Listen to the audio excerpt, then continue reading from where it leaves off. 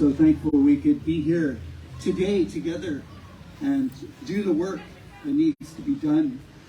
I'll introduce myself in our language so you can hear some of our languages here. OCM, Stellat'en CM, Janelle Lapointe, CM, Stellat'en, Chiokden, Sinasnat, Stellat'en First Nation, OCM. Raise my hands to the Esquimalt. I raise my hands to the Songhees. CM Stellat'en, OCM, OCM, OCM, OCM. I raise my hands to them that we could walk prayerfully on the bones of their ancestors.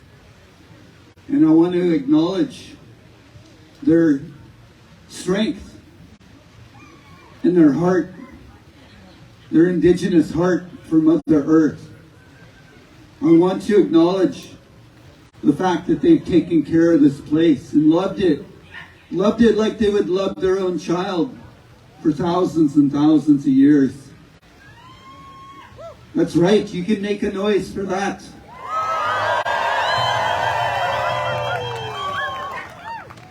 We have something to learn. We have something to learn from the First Peoples. As we know what has happened to the things that we have cared for and loved, and understood that we are unseparated from, have been extremely diminished, and as well as us Indigenous. So for us to be here today on these lands, sacred lands, the Esquimalt, Songhees, is an amazing thing to come here with a good heart. Right in front of this, whatever you want to call it. I don't know that this has brought the most loving medicine to the trees, or to the natural animals, or to our Indigenous human bodies.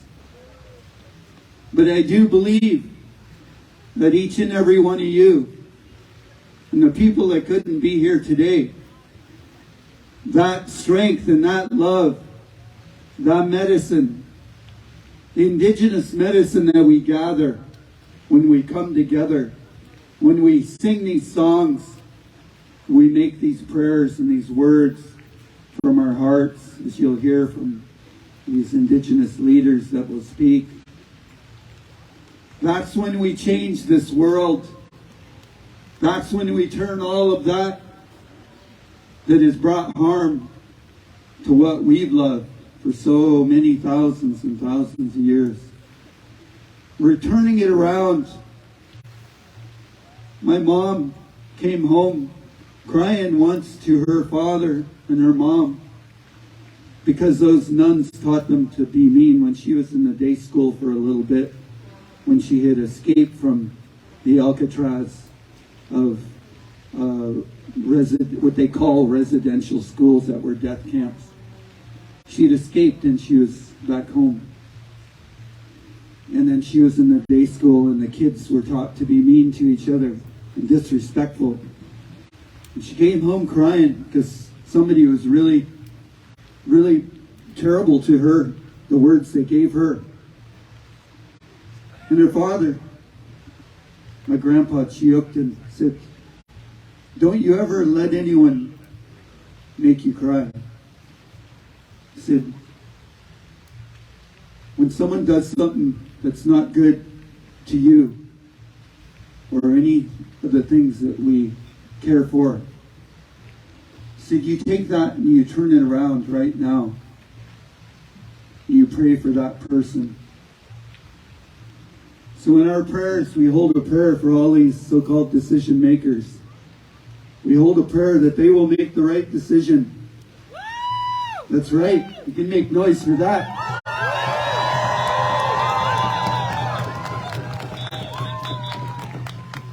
Pray for their hearts, their Indigenous hearts, the Shkwelquins, the Noxamat, Hachusida, in different languages of our Coast Salish. That this sacred place right here, you can put your hand on your heart. In Lashutsi, that's called your hutch. And pray that this becomes full. And they become rich people like we were rich people. We were the richest people on the planet, with love and understanding of our place, our human place amongst all other beings, and our human responsibilities. We were the richest people in the world before contact. Now we struggle to get the teachings to the young ones of who we are. But we can return to that together. Pray for their hearts, for their hands to move in the right direction for life, for their minds and their mouth to move the right words. I'll play for you a flute song. I was reprimanded for calling it I don't generally call it Native American flute, but they refer to it as that. So I refer to it as a Coast Salish flute, because I am Coast Salish. And this song came to me in dreams early in the morning. I could see our people, when I listened back, I could see our people playing on the beach and working hard, working together as families and communities, as we barely do anymore, and the communities don't exist like they did. But I could see our people laughing, working hard, poking fun at each other, and being free. We were the freest people on the planet too. But we'll return to that once the forests are well again. Once the natural animals come home and the salmon come home and all of those natural foods return, we'll be free once again. It's called Living Freely Upon the Land. I'll leave you with this prayerful song. Rosiyam.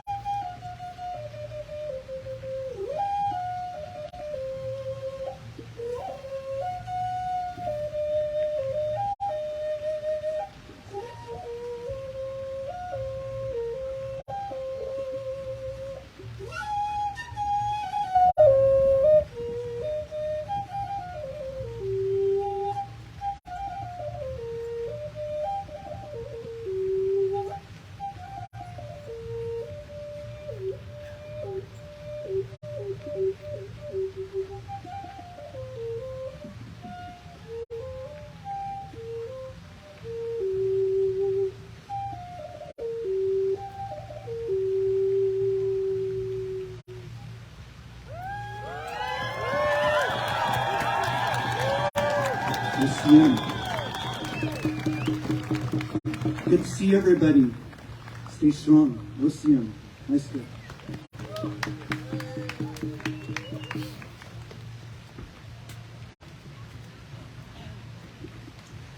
Oh, my toes are cold and my heart is full. How about you? Well, thank you so much, Stellat'en, for getting us started in a beautiful, beautiful way. And folks out there, forgive me, I'm going to look at my notebook at times because I'm a terribly anxious public speaker. All right. Louder in the back? Okay, sound, folks? Way louder. All right, I'm really close to the mic right now. Can you hear me now? Feels like a Zoom meeting. All right.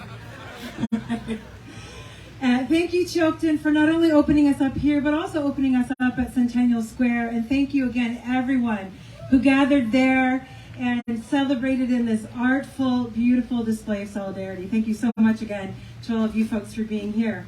And thank you to all the drummers from many, many different nations that led the walk and got us started here as well before Stellat'en. We're so grateful for everyone for coming together here today, and especially the dozens, if not hundreds of people that have put so much time into making this happen today. Thank you. Before I forget, because I will, my name is Sonia Tirou, and I am a French-Canadian settler here on Lekwungen territory, originally born in the Mi'kmaq territory out in eastern Canada. And I'm very blessed that I've been able to raise my son here in and around the coast, I just see. And I'll be hopefully hosting us in and around our speakers here today. You may not know this, but this rally was born of the United We Stand Declaration for Old Growth that has been endorsed by no less than 215 civil society organizations across sectors, labor, faith. Yeah, it's an enormous feat to organize organizations, and I think it's the way to be heard by government today. So thank you to everyone that's put in that work. I also wanted to just point out a few housekeeping notes for everybody. Potentially most importantly, the porta potties are just across the street over here on Menzies. There are flush toilets over in the museum if you want that as well. If you have any needs whatsoever that need to be accommodated to make sure that you're having a comfortable time here, look for volunteers with green armbands and they can help you. We've also got just over to my left, your right, there is an Indigenous elders tent, as well as an info booth, which is a large tent over there, and a first aid booth if anyone needs that kind of support, and the nature education tent and the kids tent. So you'll find everything over on the left here if you need to mill about and keep your body warm. So why are we here today in front of this building? Well, today marks 100 days of Premier David Eby's new government. Wonderful coincidence. And so we're all here to join together loudly to call on him and his BC NDP government to deliver on their promises that were delivered in the Old Growth Review 2 years ago. So we're expecting them by September of this year.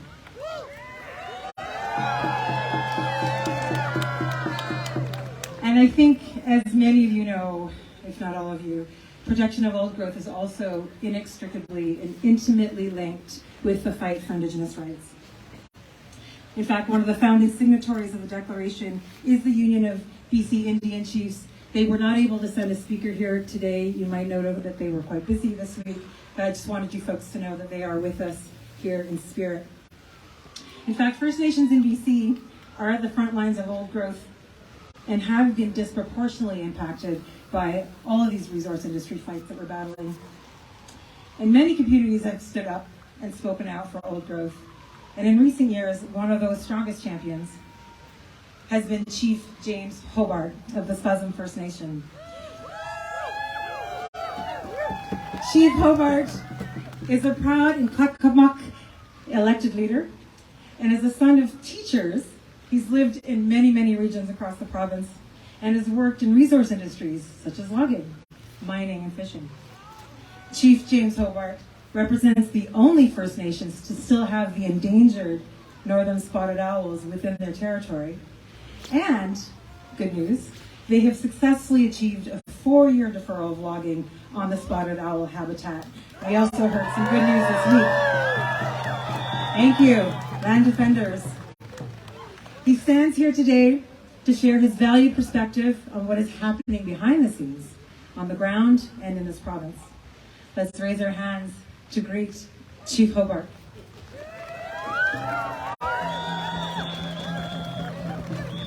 Well, thank you, everyone. how do you follow that? Actually, how do we follow all of this? I see kids, I see elders, and it's amazing to see you bring your kids out for this. Someday they're going to look back and say, I was there, I helped make the difference, because we will. So, that was amazing. Anybody who was over at Centennial Square, I'm from the Spozem First Nation. It's in Kwakwaka'wakw territory, and it's where the last spotted owl live in Canada. The last 3, and 2 of them have been introduced this last summer. 3 of them first, and then one of them connected with a train. He's okay, but at the same time, it shows you how fragile. We have 1 left that's from the wild, and so we consider them our messengers from the old growth. And if we consider 1 left, that means that we're not succeeding very well. This is my grandma. She's the grandma in the Storm of Life. She's painted by Carl Stromquist. You can see the cedar, the flared cedar butt. And she knows that someday, you can see as her hair going sideways, she's going to be buried and turn into cedar. And we'll still continue her life in the baskets that we weave. So I want to thank, first of all, the people of this territory for letting us do this work on their unceded yet occupied land. Also want to thank the incredible members of Spozem First Nation, and I met some here today, for their ongoing support. And you're right, Chief Don Tom from the UBCIC Vice President, this morning he texted me, he said he can't be here, but he wanted to send his regrets, and he also asked me to lend my voice to the UBCIC, and it's an honor I don't take lightly. So yes, it's true, I'm standing here today, it's my birthday, and I'm kind of an old growth myself. And there's many places that I could be, but I'm choosing gladly to be here for this important event. So imagine, if you would, driving on a road somewhere. Can you hear me back there? Okay, can you imagine driving down a road and seeing a turtle on a fence post, and you know something for certain, it didn't get there by itself. And so today I feel like that turtle. So I want to thank the organizers for this event.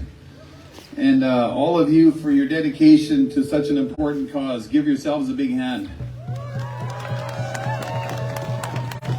I would also be remiss if I didn't give a shout out for my support team, Joe Foy and the entire Wilderness Committee, Keegan Pepper-Smith and Eco Justice, and the commanding letter writer extraordinaire Squamish First Nation member Lenny Baker. Well, the current government think tank that created this latest old growth strategy touts it as though somehow they magically struck a sellable balance of conservation and extraction. I'm here to tell them that dog don't hunt. It's based on arbitrary percentages, little or no substantial inclusion of the biodiverse ecosystems that are at stake, of which there are many. The government needs to shift their focus to sustainable management that respects ecosystems rather than exploits them. You can't have one without the other, yet it appears they want their cake and eat it too. So I'm going to ask them, how many ingredients can you take out of a cake recipe before it's no longer cake? And while via the media, the province sounds keen on conservation, they continue to auction off living homes of hundreds of species, plants, animals, and medicine. With anti-bullying days just passed, perhaps we need to fit these old growth giants with pink t-shirts of their own. And folks, I'm not insensitive to those who are in the industry. I'm not, and they're not, the enemy. Some of my best friends are Native. Oh wait, how did that page get out of the government's handbook in my notes? We hear that all the time, right? The reality is it's poor management from past governments as well as some logging companies that have created this gross imbalance.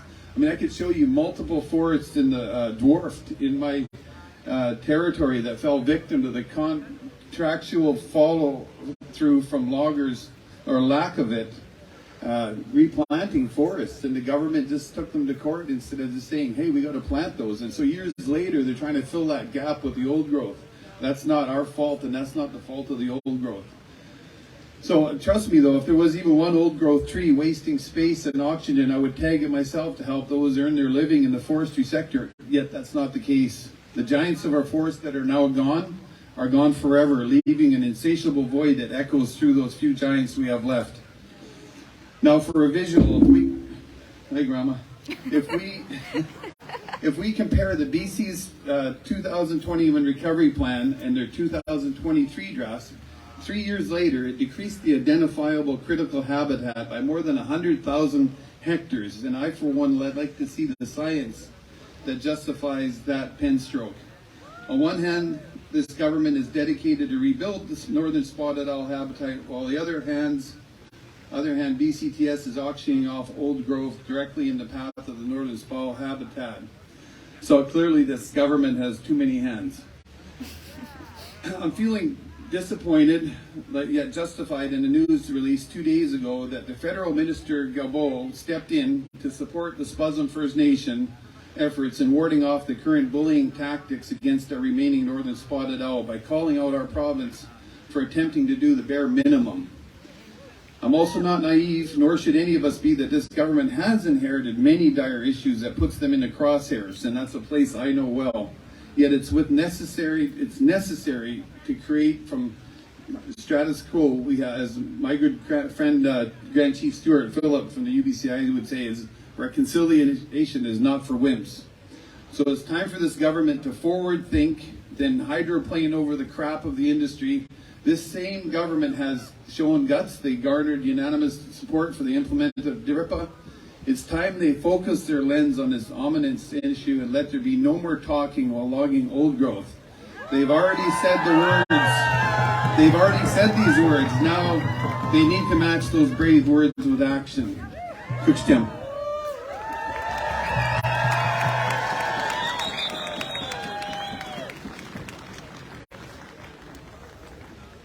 I am holding Chief Hobart hostage on the stage here today because it is his birthday. And is it really a revolution if we don't have a sing-along? Joked-in once again, everybody.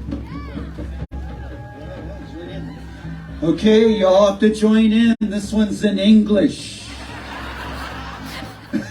Okay, and yeah, clap your hands in the backside. Join in. This is a super fun song. We'll sing a song for Chief James Hobart, OCM.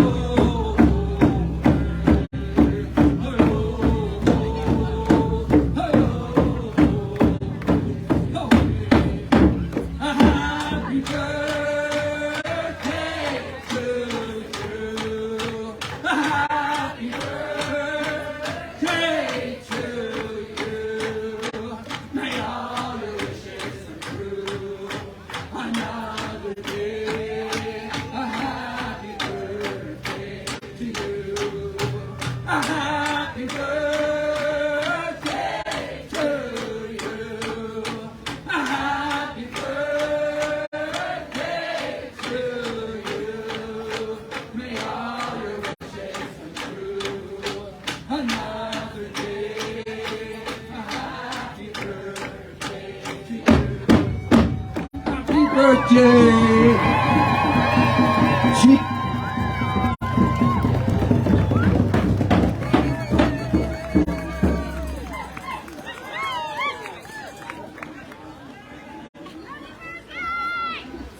I missed that. Can we start over?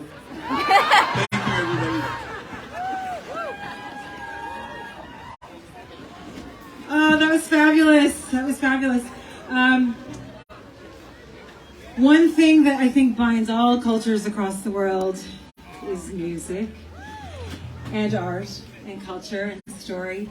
And we're going to have another performance here shortly. But I just have been told that there's a little bit of shenanigans happening here with the speakers so that we can better serve those of you at the back. The idea is we're going to raise these speakers and then you in the back can hear us better. All right. Do we still need Karen Price to come up to the stage? If she's not up here yet, we're looking, well, I should say backstage, looking to connect with Karen Price, one of our speakers later on. So this first performance, if you were not moving your feet just now, use this opportunity to move your body in one way or another, keep yourselves warm, but also so that we're all connected to the music we're about to graciously witness. Our first performance, well, now our second performance, is a local German group that has been performing for 8 years, and they represent different First Nations people across Turtle Island. ANSWER2 learns from knowledge keepers, past and present, and they're committed to building respectful relationships and to serving and protecting the environment through traditional teachings. Using language, history, storytelling, and laughter, they strive to inspire others to care for Mother Earth. Medicines are at the root of their performances, and they will bring out the medicine animals behind me. It's delightful. The bears for us today. Please remember to move your bodies in whichever way your body lets you, and let's welcome ANSWER2.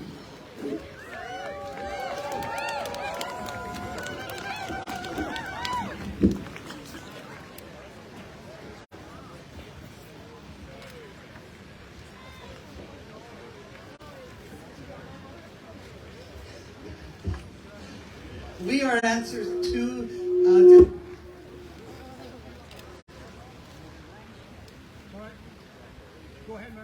The one sitting at the drum, I pulled in. That's what we do as Indigenous people. When there's empty chairs, we make do. I'd like to start off with a chant. I'd also like to up here. Okay. I'd like to acknowledge the territory of the Songhees and the Esquimalt speaking people today. Their beautiful lands, their medicines, their trees, their culture, their spirituality. I'd also like to acknowledge their neighbors, the Malahat, the Saikum, the Pakochin, the Sartla, the Sayot, Suk, Skiano, and all the nations up and down the coast that gathered here and left a footprint. Uklama Yatsuitsaks. It means going from beach to beach. I got a name from my late great-grandmother from Dad, Cecilia Williams, in a time when our culture was almost still.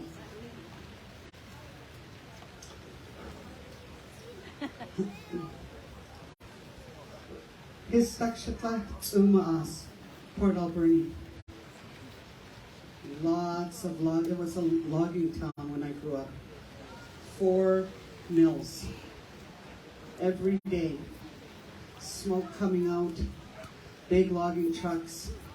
Trying to run us over on our reserve. It was a game to them. Stellat'en Exuma. I'm from the Stellat'en First Nation. We just had our ground penetration reveal on Tuesday. I was there. My mother went. Oh, they can't. Can you hear me now? No. I can't. Can you hear me now? Oh. Wow. I'm from Stellat'en First Nation. We just did a ground reveal on Tuesday. I grew up by that residential school and my mother and father went there. I'd like to start off with a chant from the Stellat'en Nation. This chant opens up the spirit worlds and helps the ancestors, our helpers, come down today. In New Chalnas, we use a rattle only for the chant. My great-grandfather, Sam Campbell, was a canoe builder, worked closely with the forests. He was also 114 when he died. This chant asks the Creator to help us. We can say a prayer today for the old growth, that they may stand until they are naturally felled.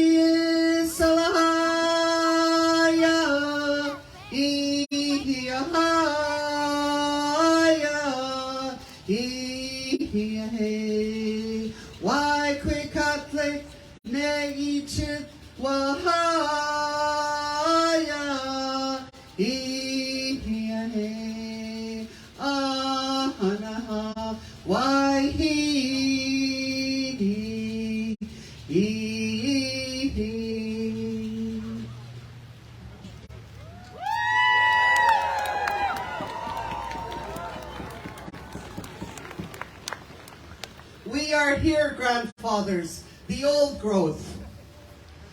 Humis, the red cedar tree, the one that gives us everything we needed. Before contact, cedar rooted our communities. In our homes, the huge, massive cedar trees raised up for our families to live communally in a shared environment that was rich in forests, rich in the oceans, rich in our longhouses. We were gardeners. We were the harvesters. We were the gatherers. Humis. We brush ourselves to cleanse the negativity. Humis, the cedar tree that grows all along up and down the coast, so straight and long for our canoes, so we could paddle from one community to the next. Paddle way out as the New Chalnas did to hunt the largest animal, the whale. Hunting with ritual, with family gathering, hunting the largest animal.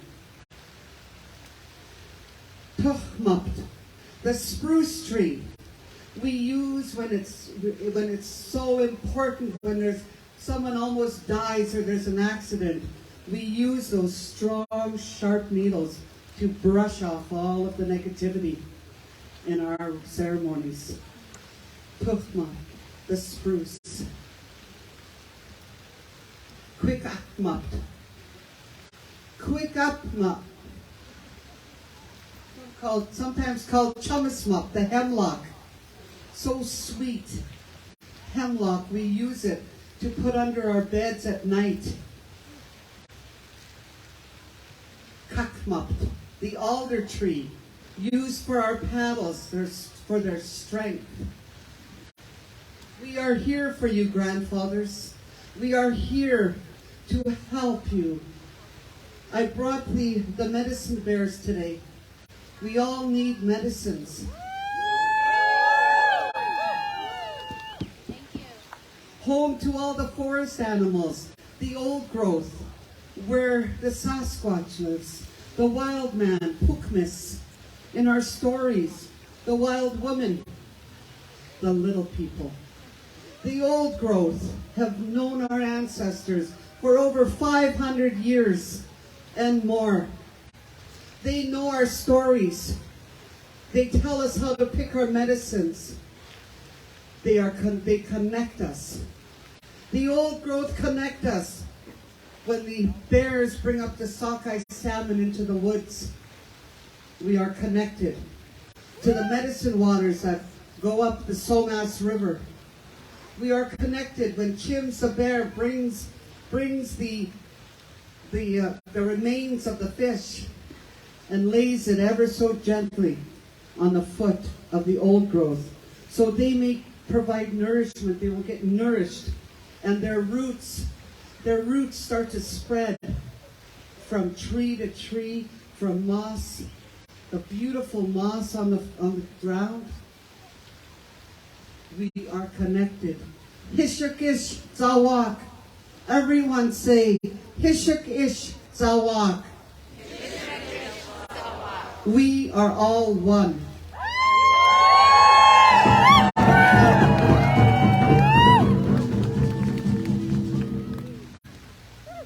What happened to our communities? The Longhouse communities, where we had no locks on our door. We had no overdoses, no child apprehensions, no homelessness. What happened to our communities? In 1778, the first ship came up, and then there was a flood of ships. What they saw wasn't our beautiful and strong way of living. They saw resources. And to get those resources, they had to stereotype us. And did they ever do a good job? I want to thank all you allies today. We need you.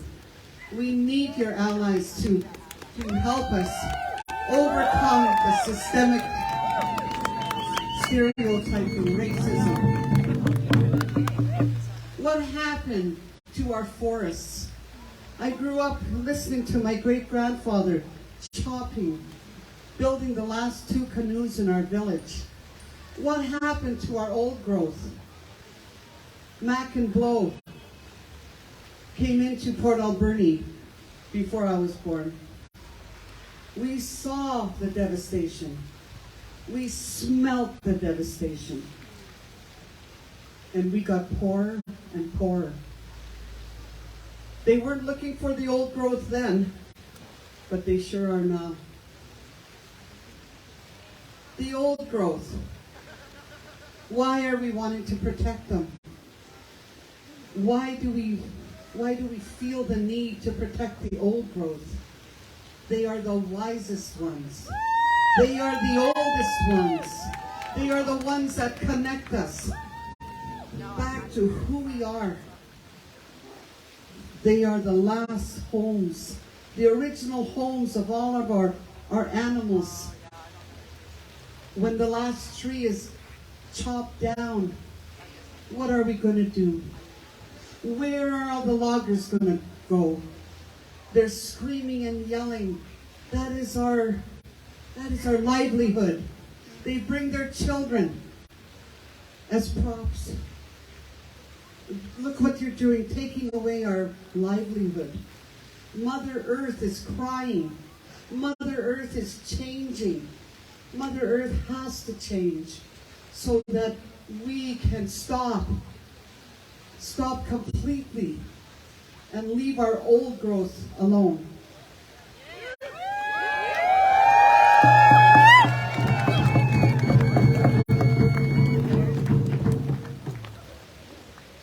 Today, as you gather, I want to have the bears dance for you. The bear will come off the floor, and I would like the ancestor mask to come and dance. The ancestor mask will represent all the ancestors that have talked with the old growth forests to bring the message. We all need to bring the message.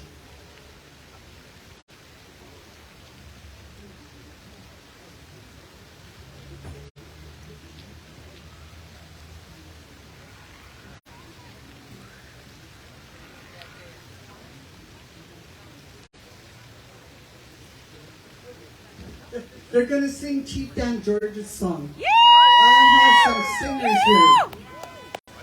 We all pitch in, we all make do. I would like to ask if there was anyone here who would like to put on the bear skin and come and dance up here with me. Do I have any? Okay, come on. The first one. The bear, the four-legged's the one that live in the forest. They are our teachers. Yes, yes, yes. They are our teachers. You see them in all of our legends. You don't see humans teaching humans in our legends. It's the animals teaching us. They are the smart ones. They know the cycle of life. They know the connections. We have lost our way. The greed is so deep. Our connection to the animals, to Mother Earth, Father Sky, Grandmother Moon, Grandfather Sun is broken, and we need to get that back again. Grandmother Moon monitors the waters. Grandmother Moon divides the days. Grandfather Sun provides healing. Grandfather Sun provides growth for everything.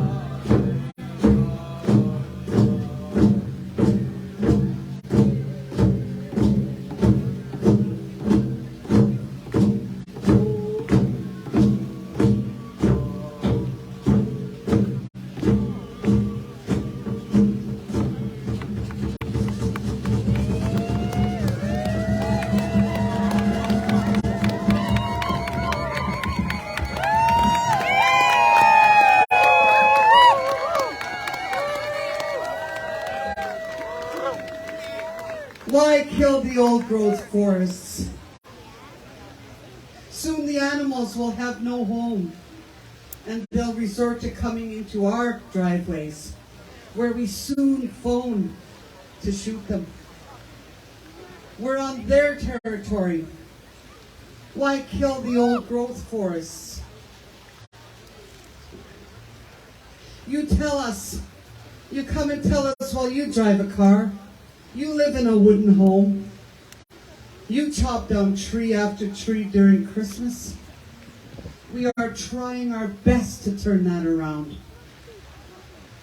We're trying our best to help Mother Earth recover.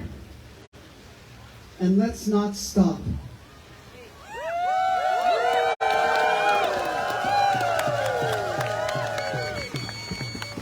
I stand here a proud New Chelmsford woman. I am going to bring out our whale hunter mask and have these wonderful singers sing a short song to end it. Once again, I thank you all, the allies of the old growth forest, our grandfathers, the wisest ones, the ones who hold the most knowledge on Mother Earth besides the rocks, grandfather rocks. We need them. They are our medicine. Everything is medicine, but the older we get, the more medicines we have, and that includes the old growth.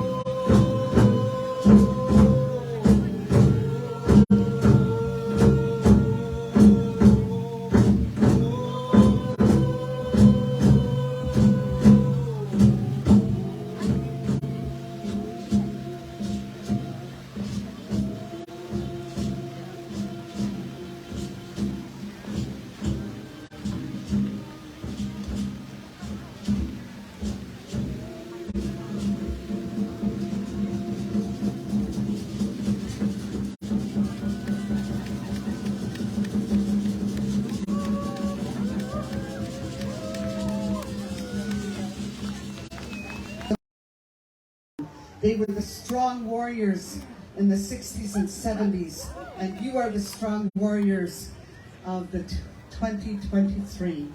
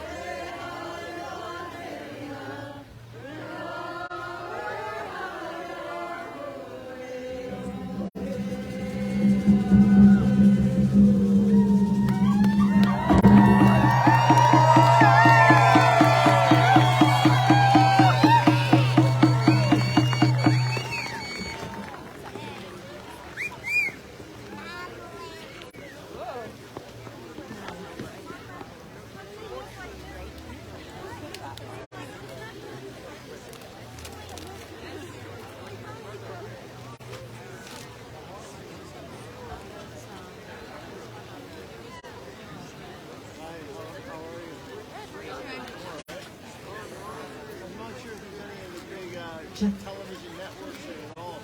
So you see any of those cameras? Like CTV or CBC? Oh my goodness. I'm not sure. Are you moved? Did you move? Did you pump your fist? Everyone, a hearty thank you. Make some noise.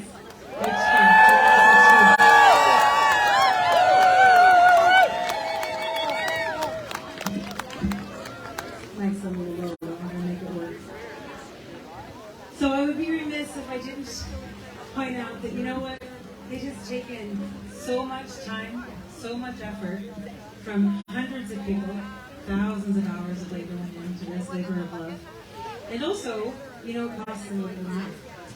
Some of you have had time to put into this, and some of you have not had time to put into this. Some of you may have some funds that you can put into this. Now, if the idea of parking with $5 or $10 causes you stress, I'm not talking to you. In fact, long live the economic revolution.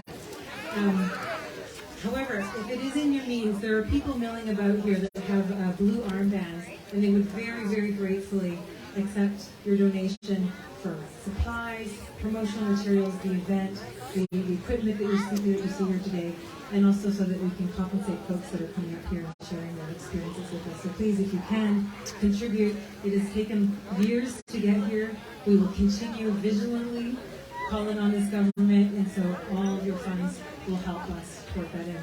And if you don't see somebody with a blue armband, you can head over to the info booth as well. Please consider giving what you can to make sure that we keep this momentum going. All right, now some of you might be feeling a little chilly, so if you're standing next to somebody you know, maybe now is a good time for a warm cup. Or maybe you've seen Dr. David Suzuki milling about. He's going to be joining us a little later, and we want to make sure that you're all still here for that. And I'm I'm a little bit clumsy in letting you know that I had a hard time sleeping last night because of our surprise guest that is coming out a little later. You don't want to miss that. You really don't want to miss that. This person is a legend. It is a personal musical hero for me. Very much looking forward to that. So find a way to stay warm. Please stay with us. We've just experienced this beautiful, beautiful performance by ANSWER2. What a gift. Thank you again. And just as this movement is uplifted and connected through collective creativity all around you, thank you artists, and through music, it is also very much grounded in science. So our next speaker is one of the leading experts on old growth ecosystems. And like so many of us, she grew up feeling that deep connection to the sacredness of our natural ecosystems. By passion and profession, Dr. Karen Price is an ecologist working at the intersection of primary old growth systems, climate change, and land use planning. She was among 3 independent scientists, along with her colleagues Rachel Holt and Dave Doust, that sat on the provincial old growth technical advisory panel. So grateful for that work. She's visiting us all the way from her log cabin in the interior of the province on Stellat'en territory. Please, please get warm and welcome Dr. Karen Price.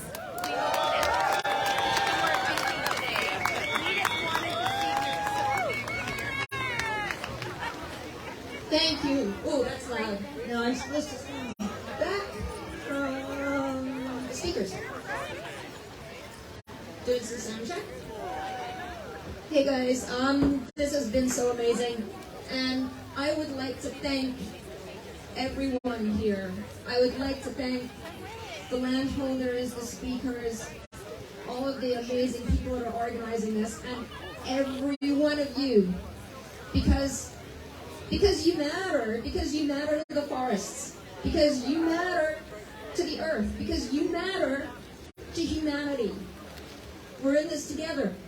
I also want to thank everybody who's been working to change the way that we interact with ecosystems, with the earth, who couldn't be here, including some of the folks that work in this building behind us, who are working to try and change the system from within, which is tough. Change seems slow. Change is slow. But you know what? Together we have changed the conversation. We have made a shift. We've broken the inertia, and now all we need to do is to keep the momentum.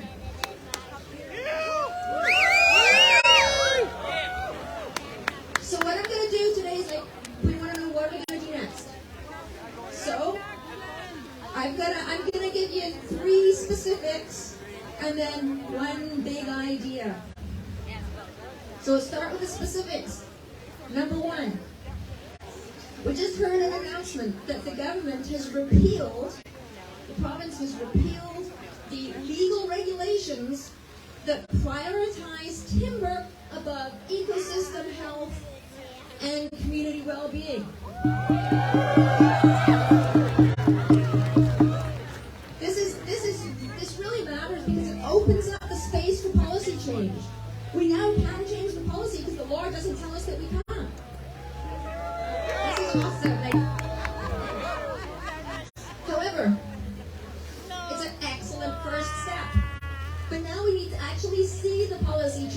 because if you just change the laws and you don't change the policy, then it's purely symbolic word mongering. And that's not what we need.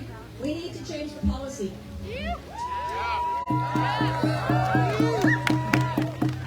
So right now, you know what the policy says? It says that we can only have a 4% impact on timber supply for old growth and biodiversity, plus 1% for wildlife. 5% is all we can have. Yeah, like, no wonder we're in this mess. We planned this. And the problem is that this 5% cap is in most of our current land use plans, and it's in all of the annual allowable cut determinations. So number one, remove the policy caps. Remove the caps. Number two, we heard about some more old growth deferrals. Sounds good, right?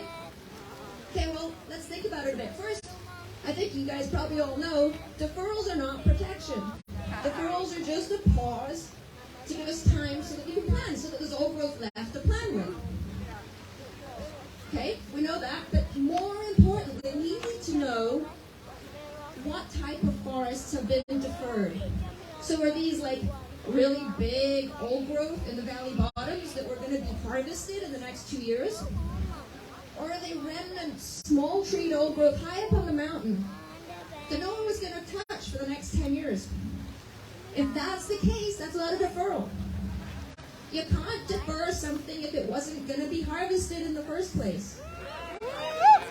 So we need to know. And so here's number two. When you're talking to your politician buddies, we want transparency.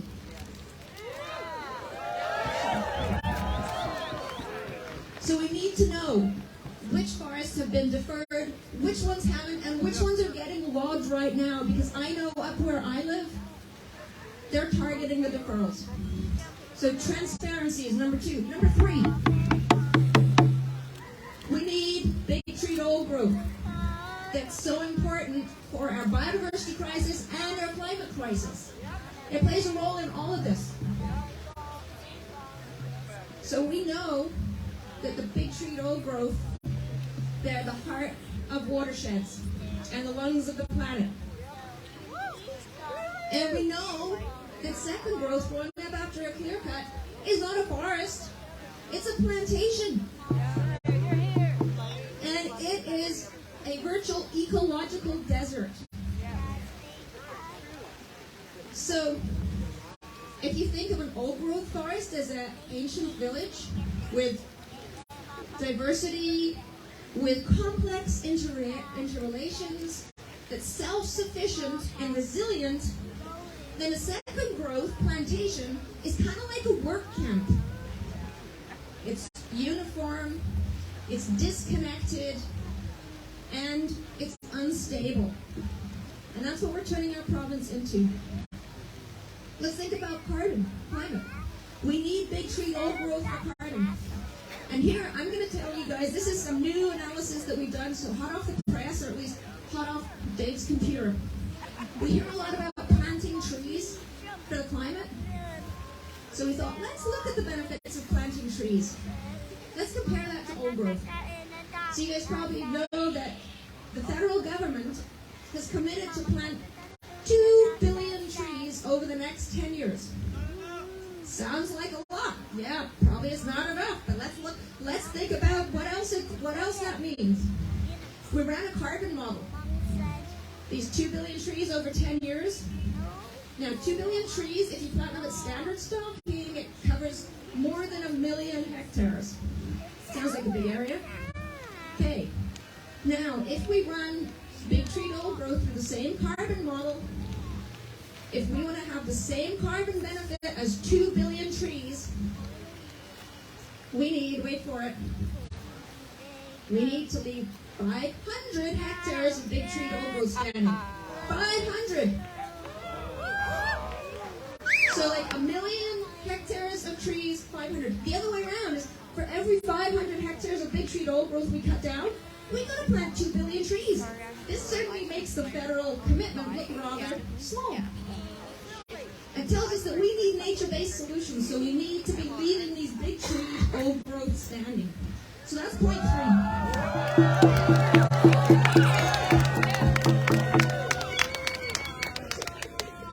So, point 1.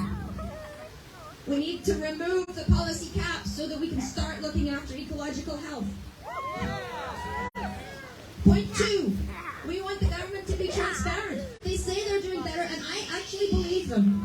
I believe they're trying to do better, so trust us and tell us what you're doing. And number 3, leave the big tree old growth standing because we need it.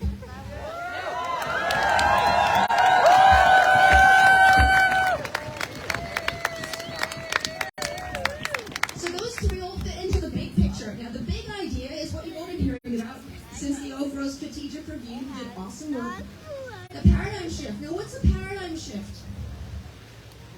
We need to change our forest management paradigm from focusing on timber and shareholder profit to focusing on ecological health and human communities. And a paradigm shift it's not tinkering with numbers, which is what governments always try to do because it's really scary to make big change. A paradigm shift is transformation. We have to rediscover our relationship with the earth so that we can all understand, as the folks on this stage before me have so eloquently put it, that we are all connected. Everything is one. Hishak ish sawak.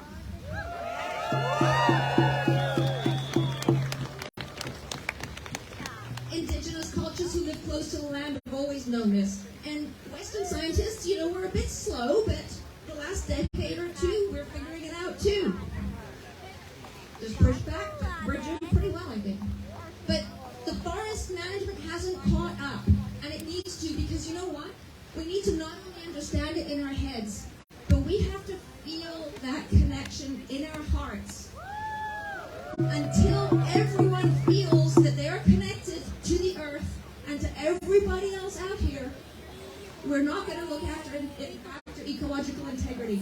So we need to feel that connection.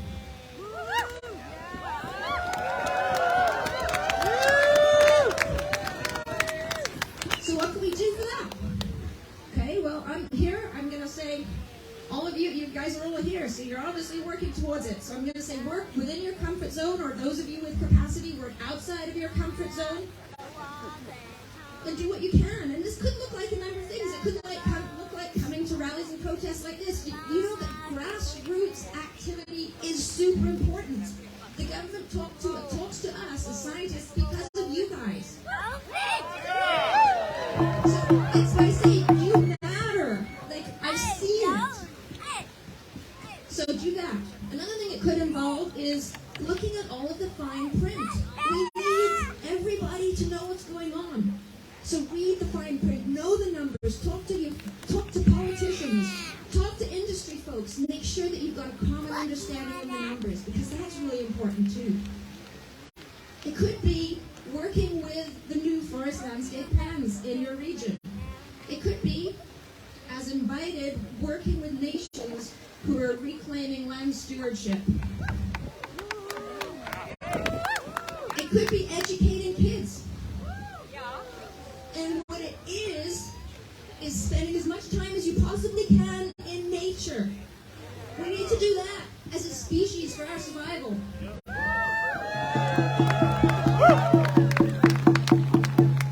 So get out, walk, sit in nature, and more importantly, take your friends and relatives who aren't used to it and take them off the trail so that they can learn how to feel connected to. Now, in the spirit of moving beyond the comfort zone, I'm going to move beyond mine even more than standing up here. I'm a scientist. I write papers. I don't speak to amazing crowds like this. And I'm going to end up by singing a song. So I'm going to share a song. One day I was feeling ecological grief and despair, and I'm kind of guessing that most of you know what that feels like.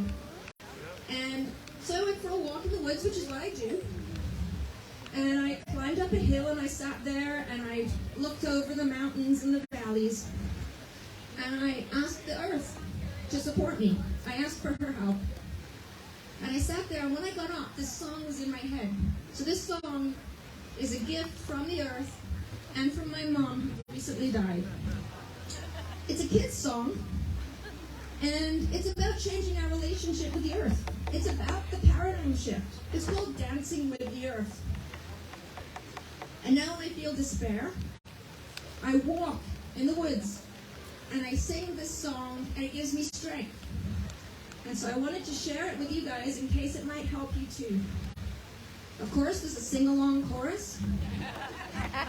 It would be, it's pretty simple. It goes, let's dance and stay for a while. The idea is we've got to dance on the earth if we want to, dance with the earth if we want to stay here for a while. And also it's a dancing song, so we're chilly, so feel free to move. And I'm just going to sing this a cappella.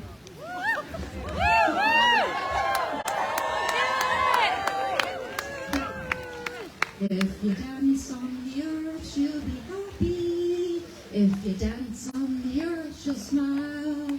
But if you dance with the earth, she'll dance with you. So let's dance and stay for a while. Your turn. Let's dance and stay for a while. If you dance so lightly, she'll giggle. If you dance so lightly, she'll smile. If you dance so lightly, she'll fill you with love. So let's dance and stay for a while. You, let's dance and stay for a while. If you dance to her rhythm, she'll dance back. If you dance to her rhythm, she'll smile. If you dance to her rhythm, she'll keep on giving. So let's dance and stay for a while. You, let's dance and stay for a while. Let's dance, then we can stay for a while.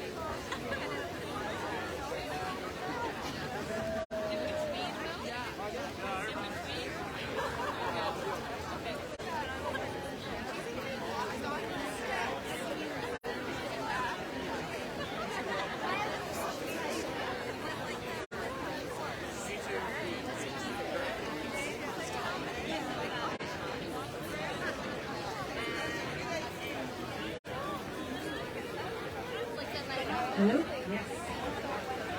Thank you everybody for your patience. Wow, that was loud. I am getting word that our surprise guest is on their way up.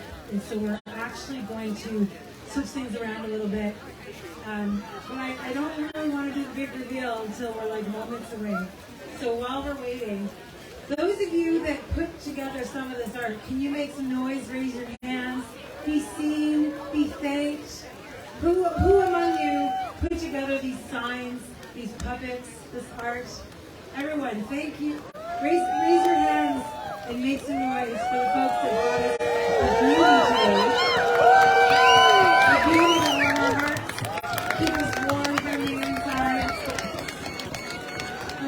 I'm just looking around for all my heart, I tell you, my stomach is stretched.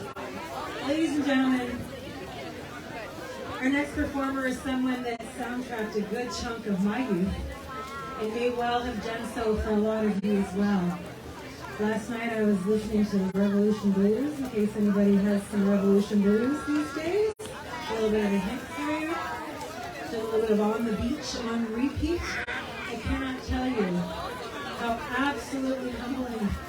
If I get clues about crime, it'll be a flipping miracle. Ladies and gentlemen.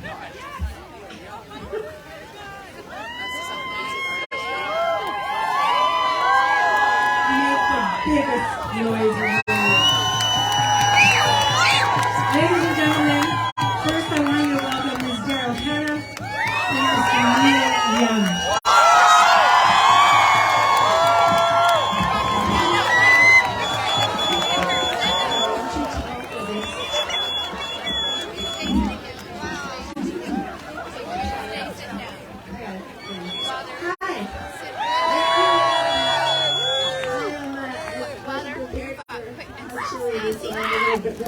Brain freeze, so I apologize. I'm really happy to be here to stand in solidarity with you and speak up for the trees. I understand there are a lot of complexities to this situation, but there are also a lot of simple truths. So in protecting old growth forests, we're also saving ourselves. Not destroying the ancient forests, these ecosystems on our land and in our water bodies is the first place to start, the first line of defense, and literally the first solution that should be employed in order to adequately address our climate crisis. Despite all the necessary and the complexities, the necessary and simple answer is to do no more harm, no further destruction. Love, support, and respect your elders are veritable life support systems, and please lend your support to another type of elder, your fellow Canadian from a small town in Ontario.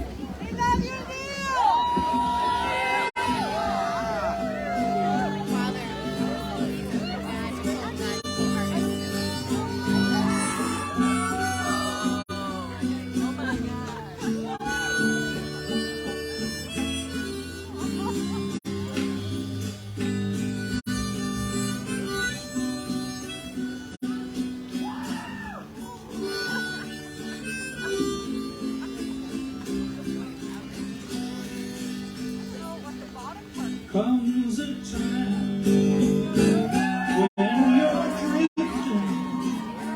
Comes a time when you settle down. Comes a light, feelings lifted. Lift that baby right up off the ground. Oh, this whole world keeps spinning. So wonder tall trees ain't laying down. Comes a time.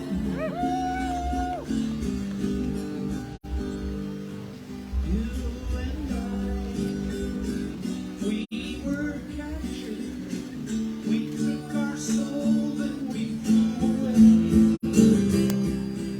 We were right. We were given. That's how we kept what we gave away. Oh, this whole world keeps spinning round. It's a wonder tall trees ain't laying down. Comes a time. Comes a time.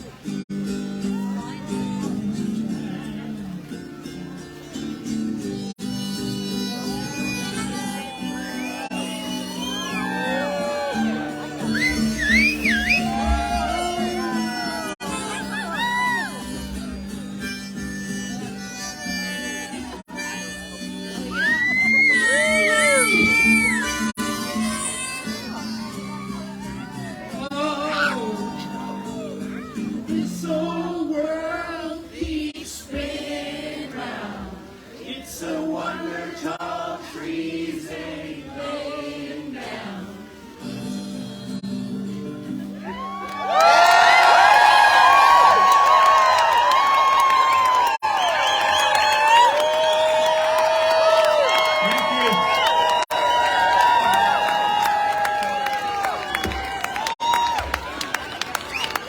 Canada. I'm here for those trees up there, and it's a beautiful, it's a precious, sacred thing. These old trees, because they show us the power of nature when we are being threatened. They show us the past, and they show us our future. And that's something that I hope our Canadian government and business section will recognize, that this has to do with Canada. It has to do with the ages, if we're lucky enough to have ages. And these trees have lasted so long, they deserve Canada's respect.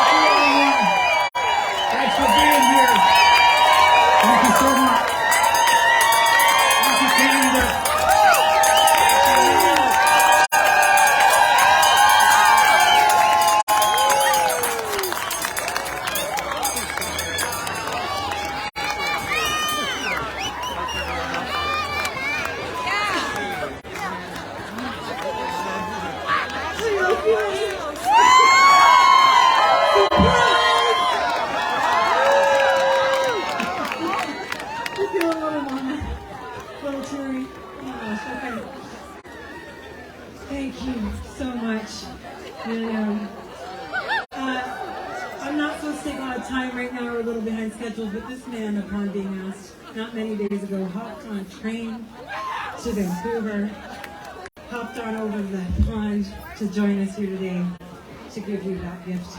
Thank you so much, man. Thank you, Janelle.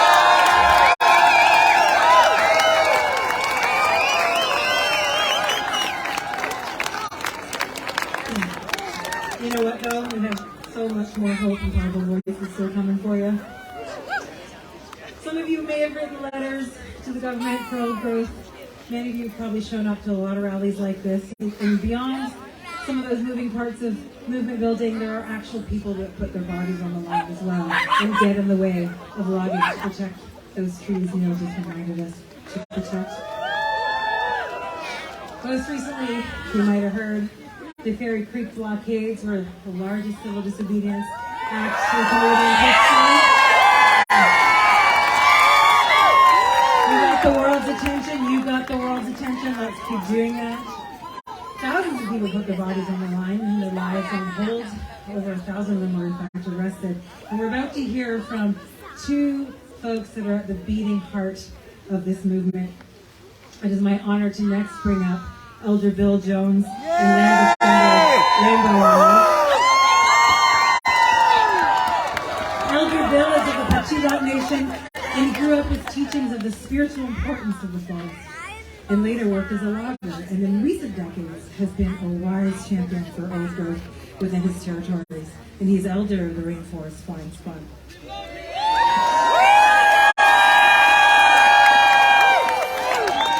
Rainbow Eyes is an Indigenous land guardian of Fairy Creek, and she has worked for 4 years as a guardian in the Night Inlet, where she helps to protect the lands, waters, wildlife, and cultural values for future generations. Hearing the call of the forest and following instructions from elders of the territories, ancestors, and spirits, Rainbow Eyes has been a defender of ancient forests on Vancouver Island, including up at Fairy Creek, since 2020. Everyone, please welcome Elder Bill, Rainbow Eyes.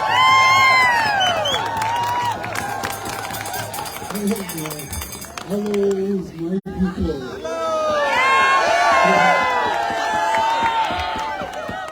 We are here to save our old growth. I have an odd thought that came to me. It starts off like you can't see the trees for the forest, and then you can't see the forest for the trees.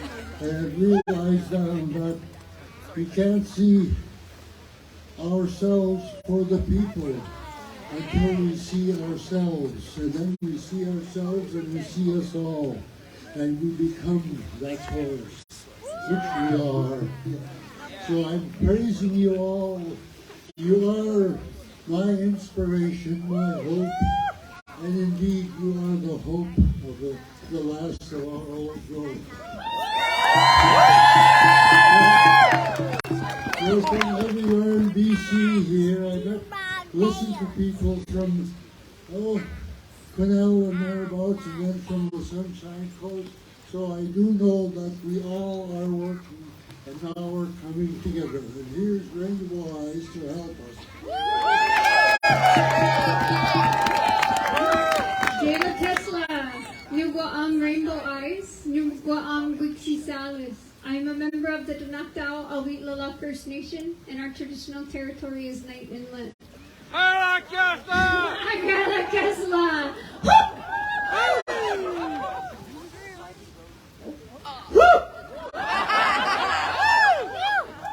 Hey!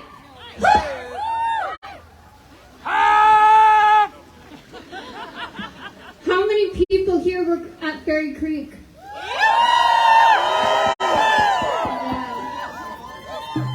This is it. This is our family. This is the whole reason why we are where we are. It's because the trees are being cut down, but it was always the plan. It was always the plan that we would come together, because this is for the people. This is for the people to come together and gather and feel something that we don't feel separated like we do in normal society. And because this is for the people, I want to call up Cookie. Who knows Cookie? Cookie has a really important announcement. For those of you that don't know, Cookie was the cook at Fairy Creek. She was the heart of the camp. We would not be her incredible food. Cookie, love you, love you. What can I say, but I fed your stomachs and you fed my heart. I found a community, a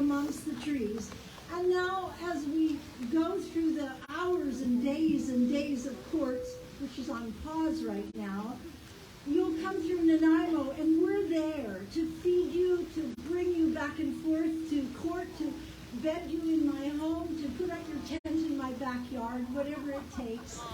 But I just want you to say that my work at Fairy Creek hasn't ended, as none of yours has ended, and it will never end until you stand.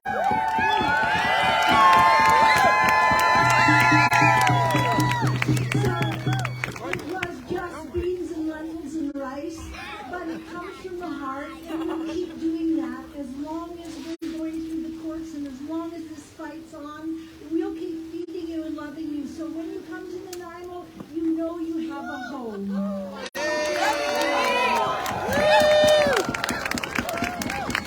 Stellat'en First. We wouldn't be here if we weren't a community all here together. That's so important.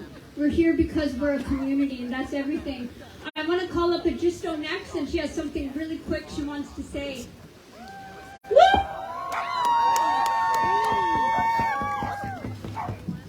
Sego, my name is Augusta Henhawk. I come from the Mohawk and Seneca Nations Turtle Clan, and I just wanted to make a quick announcement to say that the violence against the land and the violence against the people are inseparable conversations, and I wanted to let everybody know and to let you know that you should research on your own time the people who are committing much of this violence, which is the RCMP detachment, the CIRG, Community Industry Response Group.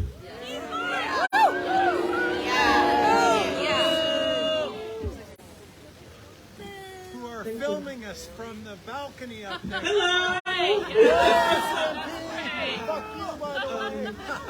Please research these groups on your own time and know that they are both deeply interconnected and inseparable.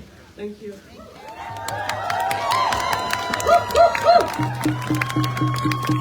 We wouldn't be here unless it was for every single person's voice, and that's why we have to all do this together. Nelson, all the communities in the mountain, everybody that's doing this together, we can only do it if we stand together.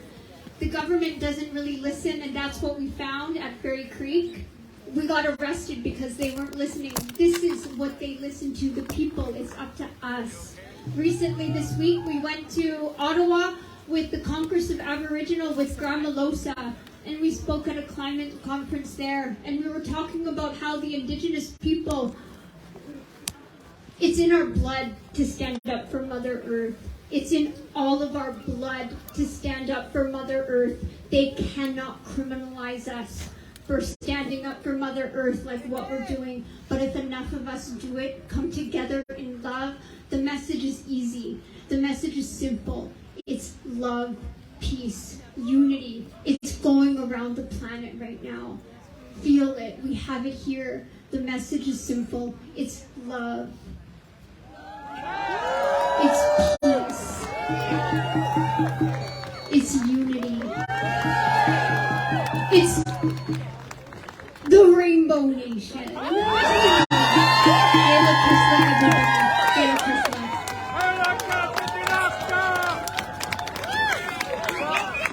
We have so many people who want to talk to you, and I know we're from all over BC, so I am most happy to welcome you all here.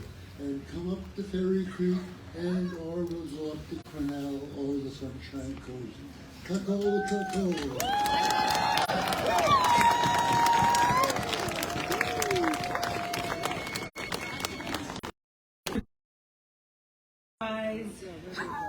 What an afternoon.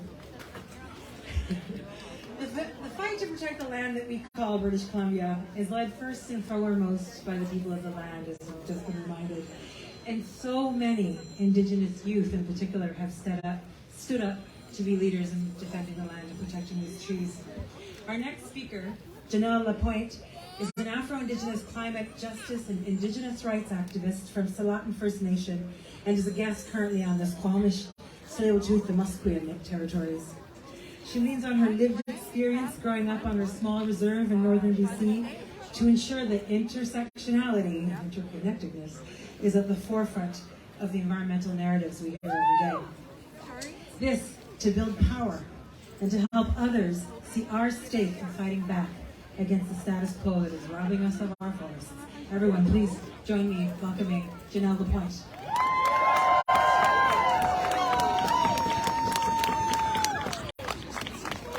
Hadi, Susie, Janelle Lapointe, Stellat'en First Nation, Asli, Alu, and Michelle Baker, Aba, and Renee Lapointe, Katsu, and Emma Baker, Atsien, and William Baker.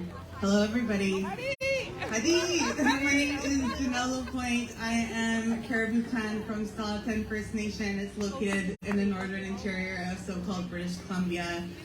I have been doing climate justice and Indigenous rights organizing since 2018. I was attending Thompson Rivers University. I was in my third year. I was feeling pretty homesick, and I attended this university awards gala, and they had an elder from close to my territory, from the Causley, and she was giving a land acknowledgement and beginning with an opening prayer. And she reminded me so much of my Atsu, Emma Baker, and she was telling a story about our responsibility as guests on subquatic lands in so-called Kamloops. And I was closing my eyes and I was listening to her words, and I was feeling a connection to these lands and to my own lands. I was missing my grandmother, missing my culture. And when I opened my eyes, I saw this sweet elder who had just given such a generous prayer and welcoming being quickly rushed off stage by men in suits, and followed by a great big $500,000 check from then Kinder Morgan, now known as Trans Mountain Pipeline. So what I was seeing was a very visual representation of how so-called Canada has always operated. A swift removal of an Indigenous elder to make way for money that was buying the consent of the university, despite there being an ongoing resistance from the Secwepemc people whose land we were on. So that's where I started organizing, but my activism started long before that. In many ways, protecting the land and the water is my birthright.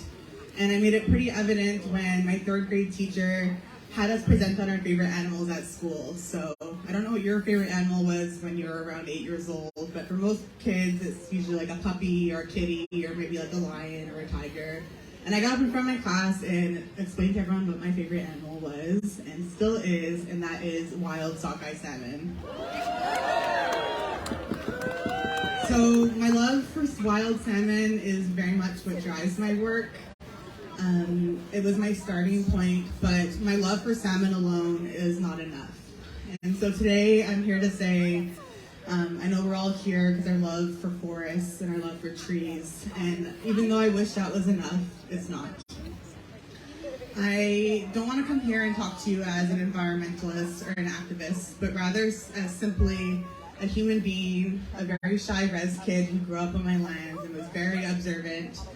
And what I witnessed was the lands I call home being overlogged, being clear-cutted. I grew up along the Highway 16 that was forced through my territory, which is known as a highway of tears, where Indigenous women and girls go disproportionately missing and murdered. And what I noticed is that the same forces that were destroying these cultural sites, the forests, the places that were destroying the salmon stocks and the streams, was connected to the mill closures, was connected to the unsafe working conditions of settler communities in my area. So our love is not enough for a single being, for the salmon and for the trees. When Indigenous people are the ones that bear the brunt of the climate crisis, have been on the front lines of the old growth forest resistance, and have been the strongest force in so-called Canada for resisting extraction. Our love for a single being, like a tree or a salmon, isn't enough when workers who are being exploited just as much of the land are taught to be our enemies, are taught that they're not part of a movement to fight against the common enemy that are the corporate executives. It's not enough when we are taught to turn away from people who don't agree with us because their fears are being exploited by powers that only serve the corporate elite that are making money off our backs. And so I'm here today to hold David Eby, our premier's feet to the fire, his commitment to act on accelerate old growth, which means putting down the chainsaws today and no longer logging these precious ecosystems.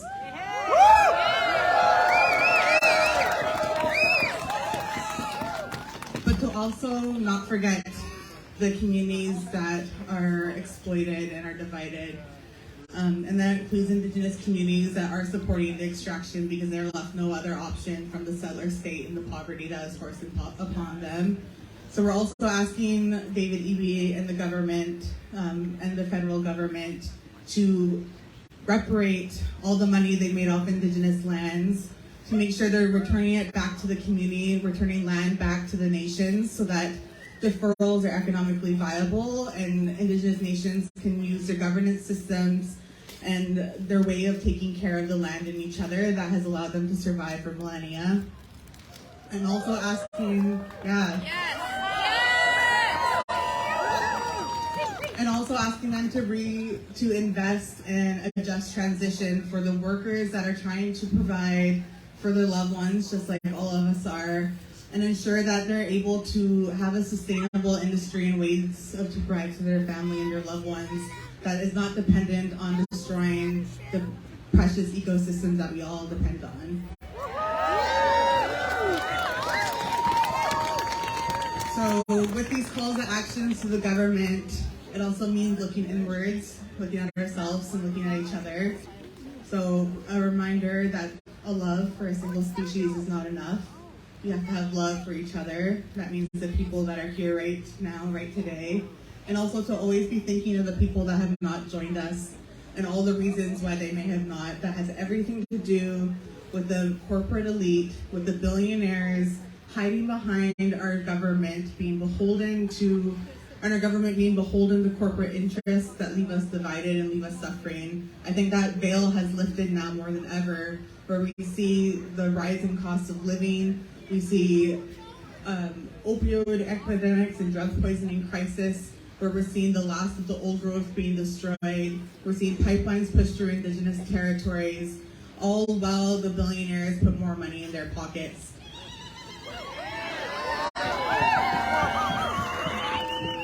So let's remember what systems we're fighting against.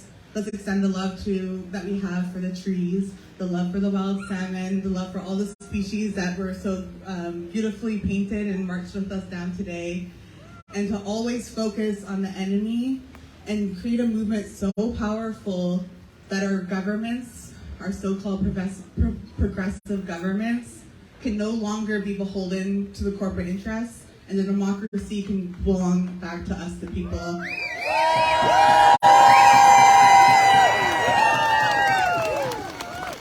So I want to say thank you. In my language, we have quite a few words for thank you, and the one I use when I'm speaking is Snachalia. And Snachalia was told to me by the same elder who was very rudely rushed off stage to make way for that big fat check. She explained it to me as a deep thank you. That means my spirit is thanking you for your spirit. So Snachalia for being here, Snachalia for the organizers and the volunteers, and Snachalia for allowing me to speak today.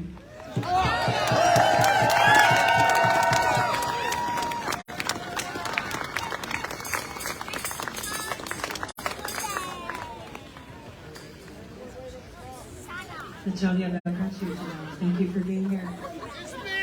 From a powerful youth voice reminding us that the system is working as it was planned. That's why change and justice only comes when we do this on and on and on again. Next, we're going to hear from someone who has brought environmentalism and Indigenous justice into our homes for most of our lifetimes.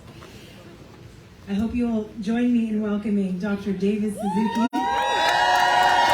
a biologist and legendary broadcaster, is the host of The Nature of Things. He's been a tireless advocate for one sacred planet and for Indigenous rights. In fact, he's been the recipient of 8 names from Indigenous communities, both on this continent and as well as Australia. It is excuse me, when you're standing there, you're blocking the view of the whole. Thank you. I thought I would let you know. What an honor to be part of this crowd today. congratulations to whoever organized this. This doesn't just happen spontaneously. It's been a long time coming.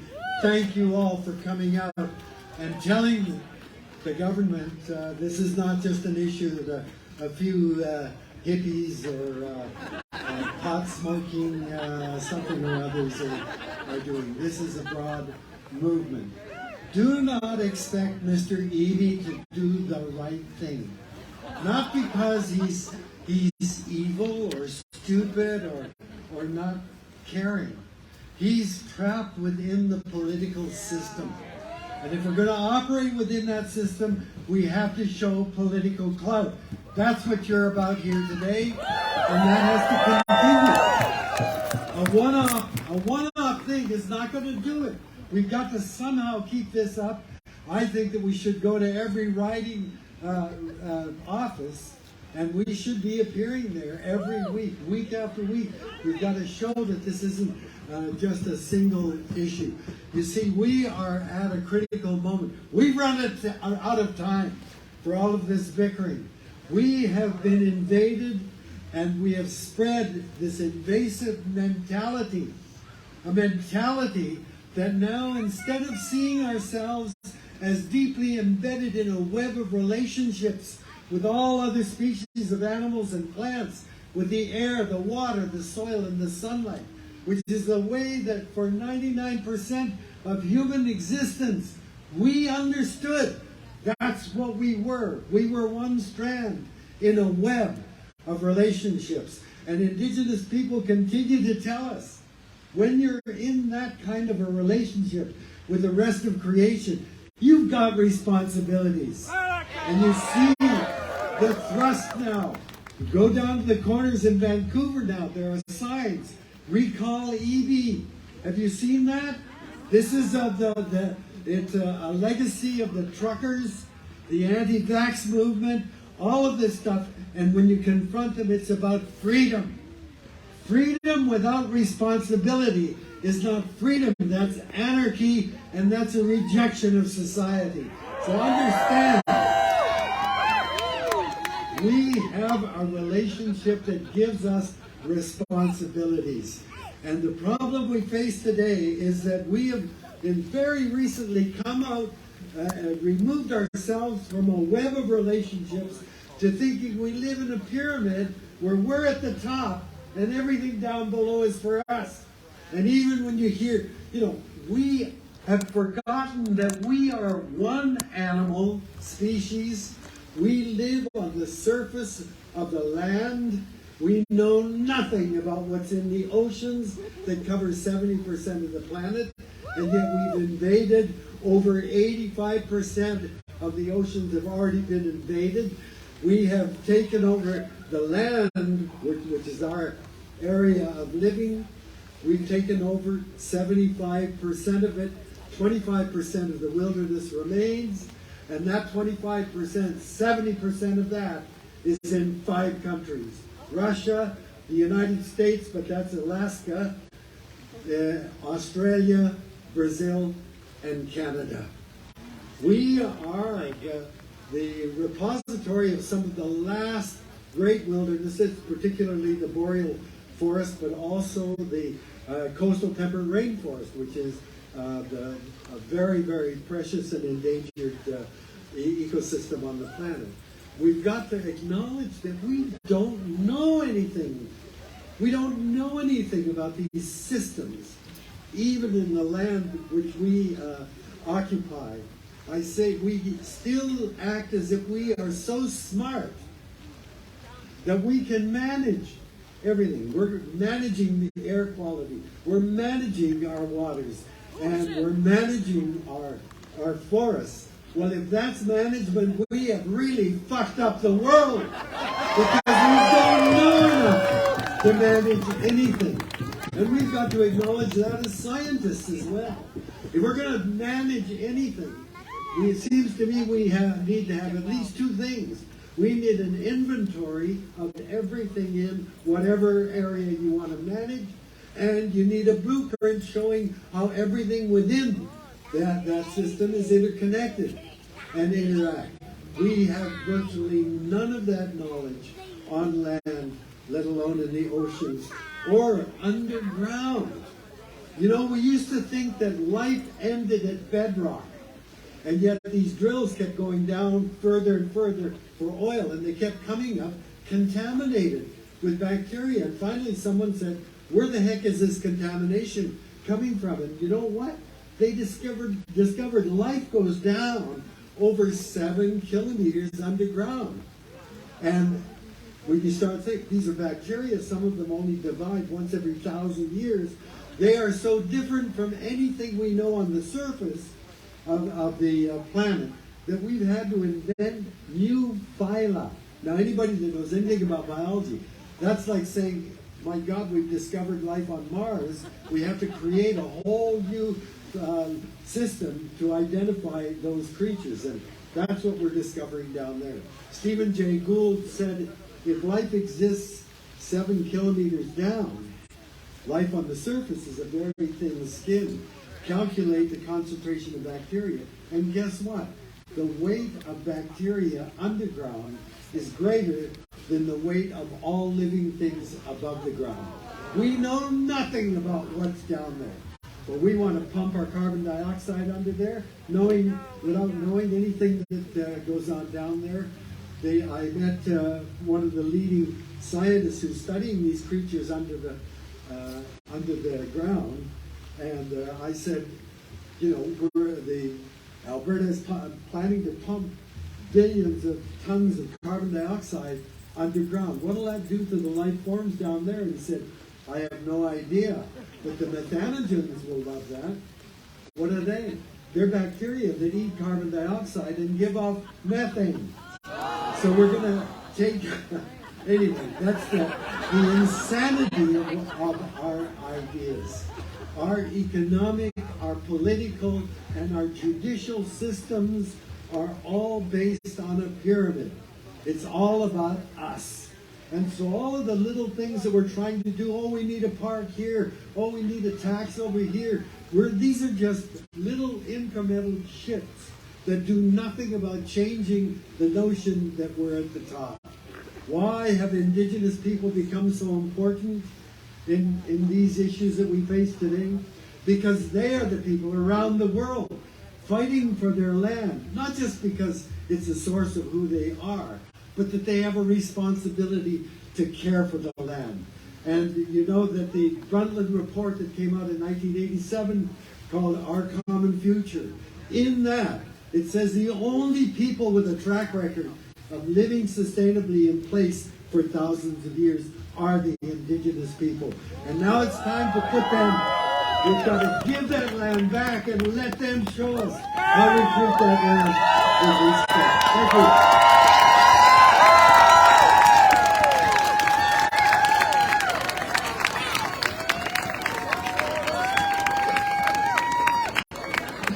No justice at land.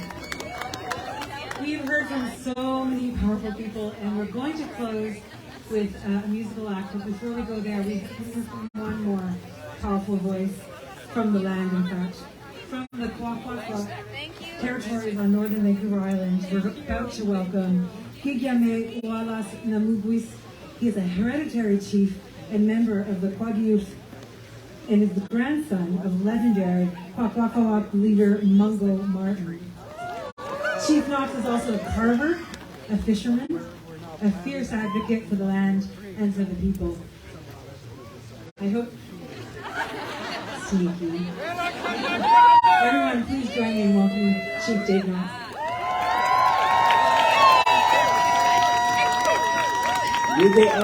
Wallace Namugwis. I got to acknowledge that we're on Coast Salish land, and I got to bring up the 3 nations on Vancouver Island. We got Coast Salish, we got the Chana, you got the Kwakwaka'wakw. I'm from the Kwakwaka'wakw. From Comox to Smith Inlet is Kwakwaka'wakw territory. There's 18 nations within the Kwakwaka'wakw. 2 tribes got inaugurated back in the early 60s, so you know, but where to start? There's so much I want to talk about. But I'm going to talk about why we're here, why this ancient old growth is so important to be who we are as this people of this land. Those roots are embedded into the valleys through hundreds and hundreds and hundreds of miles. That's why we call it the ancient old growth mother life of tree. There's a reason why we call it the mother tree of life, because other trees, medicines, berries live up those roots that house a canopy when they're where the salmon spawn. When, you know, in 1913, the Royal Commission, 1914, a hereditary chief from Fort Rupert implemented 1,000 meters on each side of the river for buffer zones. Lucky we got 30 meters nowadays. And those poor salmon, they're suffering. They go out, and it's just not about the old growth. It's about the whole ancient ecosystem with it. The owls, the invertebrates, the mammals, the owls. Everything is so connected, and we're so connected with the world, with the air, the land, and the sky, and also the supernatural world. Us coastal people stretching this whole Pacific Northwest coast, we believe in the sky, the land, the ocean, and the supernatural world. That's who we are as people of this land. We date back 14,000 years, and that's through time immemorial, because the digger we deep, the more we're from here. That's 700 generations, and we're still kicking, even though the animals. And there's, where do I really want to start? But I'll keep talking about the old growth. But yeah, I've got happy thoughts going on, and this event's amazing, and I ended up going to the. But I actually went to the COP15 back in early December. That was amazing, being around 198 countries, 22,000 people, and meeting Aboriginal people of the land from all around the world. We all carry the same story of the implementation of the government with these laws. Who made those policies? We had our own laws before the boat people came here. And in 1849 was banning on the potlatch. And Fort Rupert has two Douglas treaties that were signed in 1851. That's 172 years ago. I'm bad at math, but it's hovering about there. It's almost 2 centuries, you know, and the government has to listen to the people of the land. It's all our land now because we share it with everyone, but we are the people of the land. So let's find objectives to make it right for the future. People live in the moment.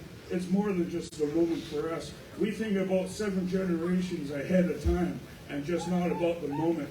So it's really time to gather and collect and to unite and to join hands, and let's all walk together to save what we have left on this poor Mother Earth that's so mad at us right now. Because if industry keeps us up, watching through the past histories through life, we're in for industrial collapse. That's devastation for all mankind, just not for the people of the land. It's for everyone that's going to be devastated. You know, because I'm going to bring up these factory draggers too, because I'm touching on everything right now. Because everything is so connected. You know, DFO allows 7 factory draggers up in northern end of Vancouver Island. They're 350 feet. They pack 1 million pounds. I know this because I was on a trawler for 6 years, so I know the impact. I was a halibut fisherman for 25 years. So I got all kinds of great stories, and I don't miss fishing. Yeah, so back to the point, because what happened on the East Coast is happening on our coast right now. And I just went out this past springtime, and I've seen the devastation where it's harder to catch the fish. Like the top end of Vancouver Island should be shut down in January till end of April. Let the cod spawn. Salmon produce every 4 years. Cod. Some of those cod we catch are so old, and they take a long time to reproduce. But yet DFO allows them in our territory to harvest. And now some of this stuff's getting sold for pet food. They're raping the juvenile kindergarten grounds that's sold to a plant in Port Hardy. It gets shipped to Alberta. 40 countries buy all of this premature fish. They're juvenile fish. Let them grow to the size and then harvest. How is that sustainable? I'm also going to bring up, I met Honorable Joyce there, and I said, where's our provincial DFO? But my biggest question right now is, how do we implement stewardship in all levels of the ministries and industry? That's the biggest key right there, because we got forestry, we got mining, we got agriculture, and we got DFO. So everything's all connected to us, the people of the land. But I know we're all cold, so I can keep on talking. I've got so many stuff to say, but I'm actually going to call up my cousin, Tom Child Jr., and and he's going to belch out a song for us to capture this moment for all of us being here.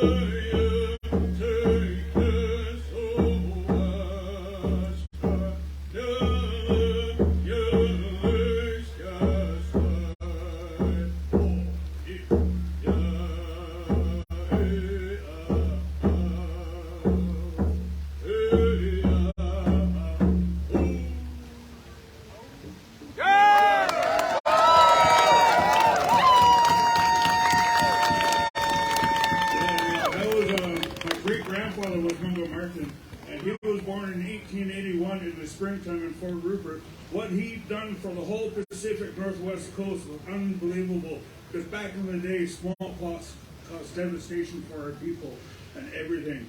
My village was over 10,000 strong. We got wiped down to 198. We're finally back up to a little over 900 now. And he taught the Haida how to sing and how to carve again, because smallpox devastated the whole coast. And, okay, sorry, I just had to do the break for it. I got to bring up one more really important thing. Is I need your help. We got to tell the government, and I need BC's help, to say no more spraying pesticides in our forests. If we allow this, it's another cultural genocide. It's killing our berries, our medicines. It's killing stuff that's so important to be who we are as people of this land, just so stakeholders can make more money. That is so wrong. So I need your help. We need to get vocal. We got to stop pesticide spraying. The South End's going to get sprayed first, then they're coming up to my territory. But we got to lock arms now. We got to get vocal. No more pesticide spraying. It's important to who we are. Thank you.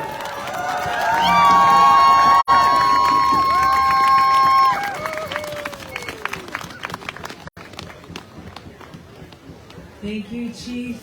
Thank you, everyone that's still with us. I just want to let you know, as we head into our last act here, there will also be a closing ceremony in prayer.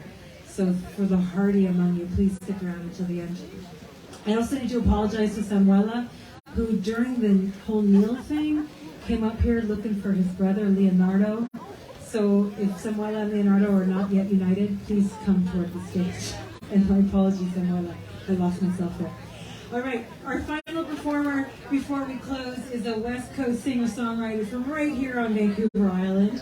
She was born into a very musical family, I'm told, with a background in marine biology, and she loves to weave art and science together into her music as a way to empower folks.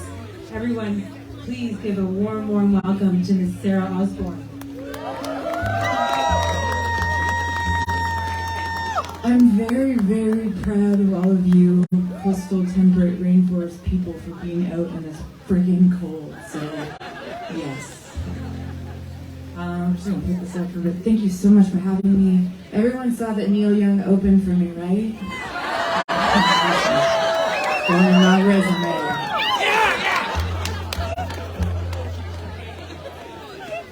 So I call myself a recovering marine biologist. I got a little too sensitive and needed to take a break from science for a while. I'd love to chat if you ever want to about that. And I've decided I'm a little too sensitive and I need to be an artist now. So thank you. I bring my voice to you today. I write a lot about nature, mostly with an ocean perspective, but it's all connected, as we talked about a lot today. This first song I'm going to play you is called Fire Moon, and I was driving out from Artswells, BC, and I saw my first forest fire I've ever seen in my life. I don't know about you, but does anyone see that and it breaks your friggin' heart?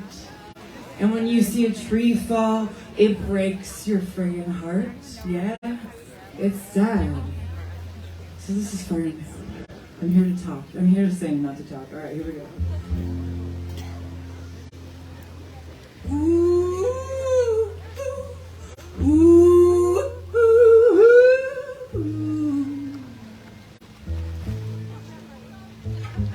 ooh, ooh,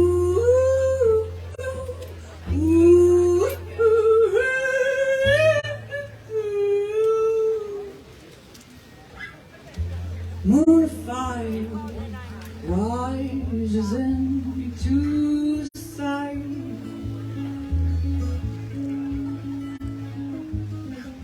Sweet desire ripens with the night.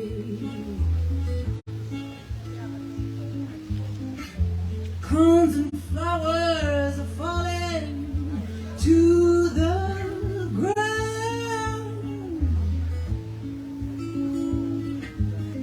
Sweet summer heat, all the smoke is all around, blinding me, and I can't see. It burns in my heart like a wildfire, destroys everything like a natural disaster. I can see you, I feel you, I hear you, baby. Ooh, ooh, ooh, ooh.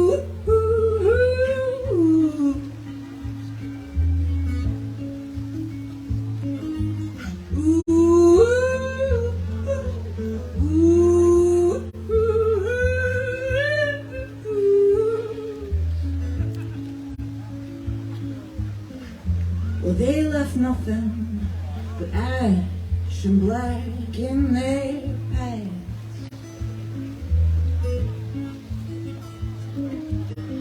But making room for new life to bloom from their rags.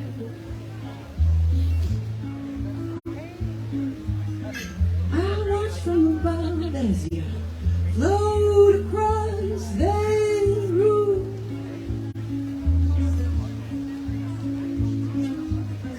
In this crowd of thousands, baby, oh, I feel this too. One is me, one is you. It burns in my heart like a wildfire, destroys everything like a natural disaster.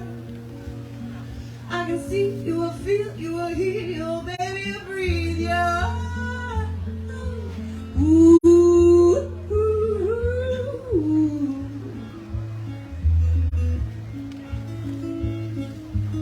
Ooh, ooh,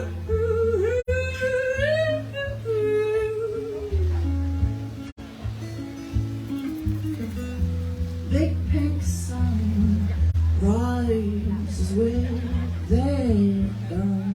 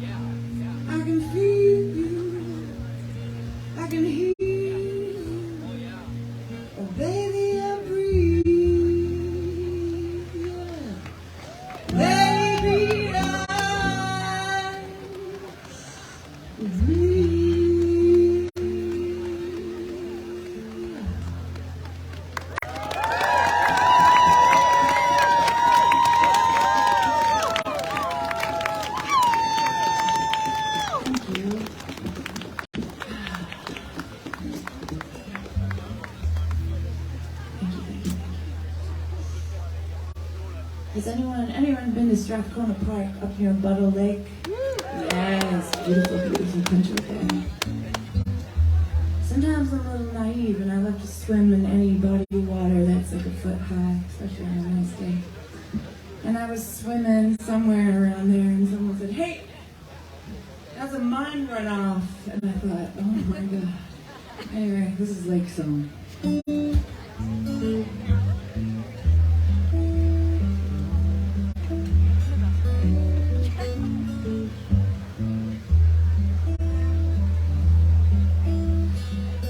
I see you in the water as the sun it blinds my eyes. No, I'm an ocean's daughter. The lakes and the streams, oh, I don't mind. Darling, there's no need to fear. Nothing to save, nothing to save here. Even with the stingers and wild beasts near here. Nothing to save, nothing to save here.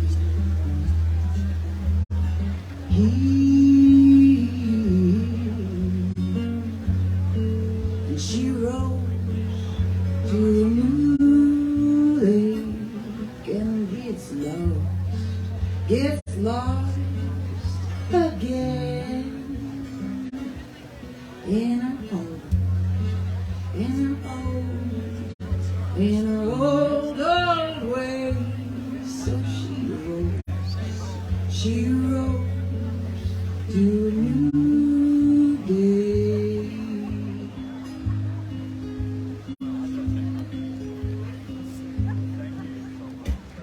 The sun goes down behind the mountain. The lake a mirror. Well, everything above swimming in this ancient fountain. I feel nothing but love, nothing but love.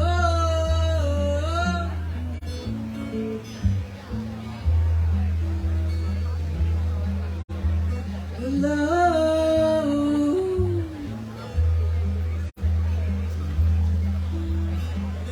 Why can't it stay like this? Just the way it is, the way it is. He said the only thing the same is everything changing. Well, that's the way it is, the way it is. Well, that's the way it is, the way it is.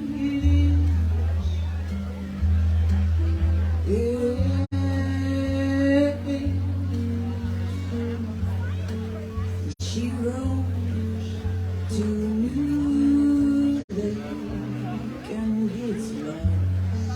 gets lost again in her old way. So she rose to a new day.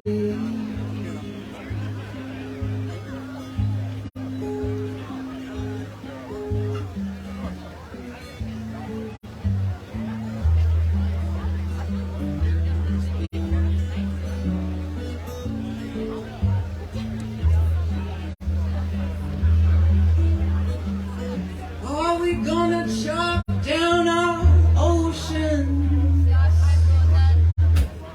Drag nets across the forest floor? When will we remember our notion?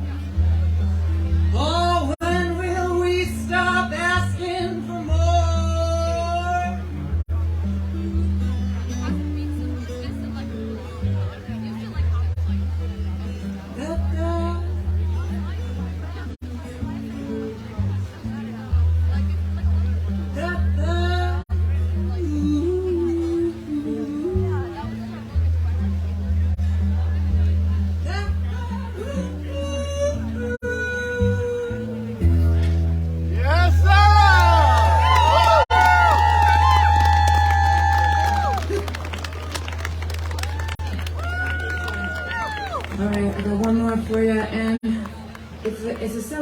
celebration of the little joys in life, because yes, there's a lot of despair and things going wrong in the world, but I do like to focus on the little joys. So on the count of 3, I want you to shout out your favorite little joy in life, whether it's coffee, trees, hugs, drums, guitar, whatever you want. Yes, ready? All right, warmth. The warm hot chocolate of it. 1, 2, 3. Amazing. It was all just one sort of. This is my tune, Sweet Cherry Blossom, and there's a verse in it, and I just want to say it out loud. We can't be afraid of the fight against the evil charade. So look up from the ground, take my hands, and help us break out of this cage, because I come from a place of believing in a better way. This is Sweet Cherry Blossom. I'm Sarah Osborne. Thank you to the volunteers and the organizers and everybody who came out today. Thank you to you for saying that was very, very good. Yes, Sarah! I'll see you soon.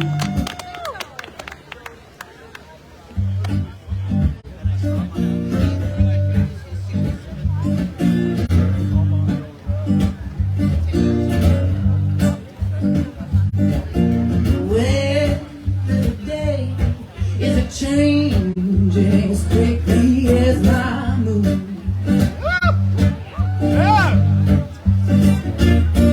But you got a potion, yeah, baby, love, you got the cure.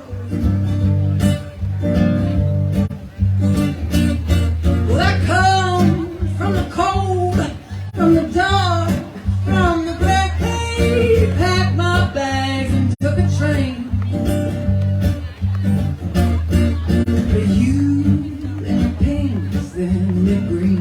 Came along and made my day.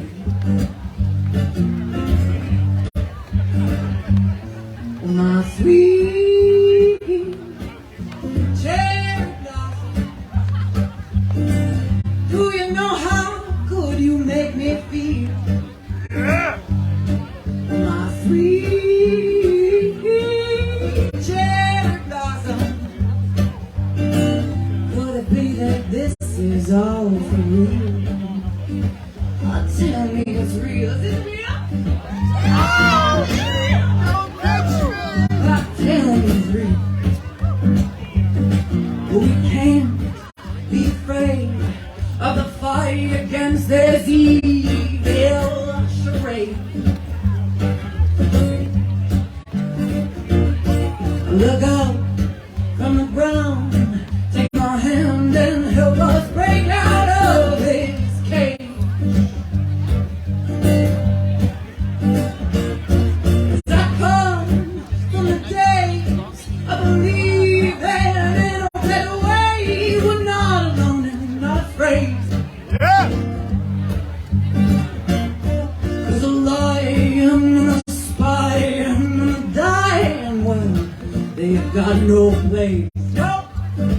In our secret space, oh my sweet cherry blossom,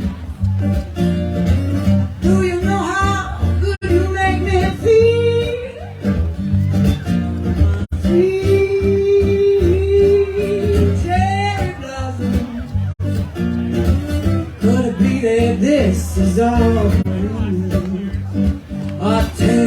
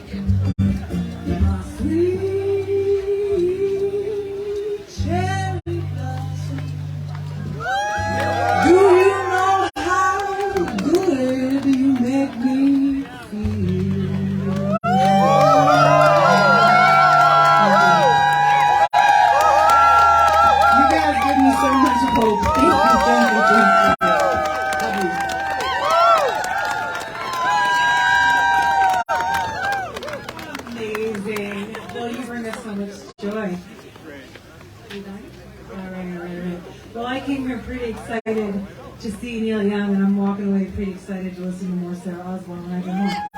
Right? All right, well, friends, I was assuming that those of you that are still here, like me, have put 3 layers on, or 4, actually, as it were. But I wanted to just, before we move to Chokton, who's going to close us off as well as he opens us up, a few reminders for a person that we like to call Premier David Eby. Remember why we were here? First of all, it is not only time, but long past time, to require free, prior, and informed consent for all decisions around forestry. No exceptions. Really. No more words. We need actions. We also need Premier Eby and his government to step up. We know he wants to. We just need to invite him into that space and set aside all at-risk old growth and implement all 14 recommendations of the Old Growth Strategic Review.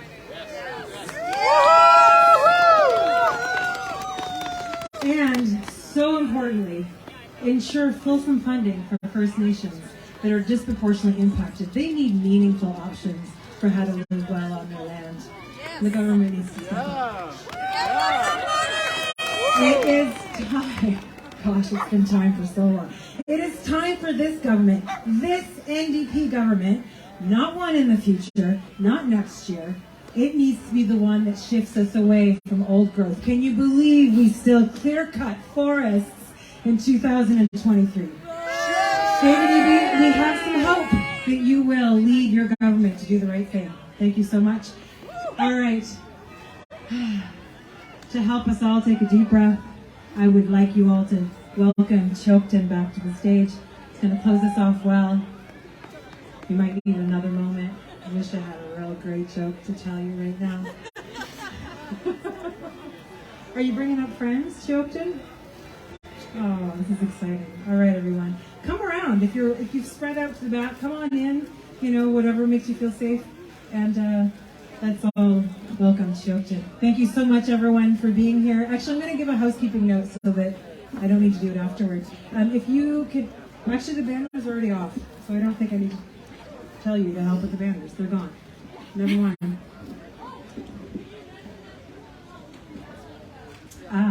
If people would like to help take the banners apart and load them up, the driveway over here on the left is where you should go and help us out. Thank you so much. Thank you, everybody. Those of you that stayed the whole time, thank you so much. And welcome, Chokton.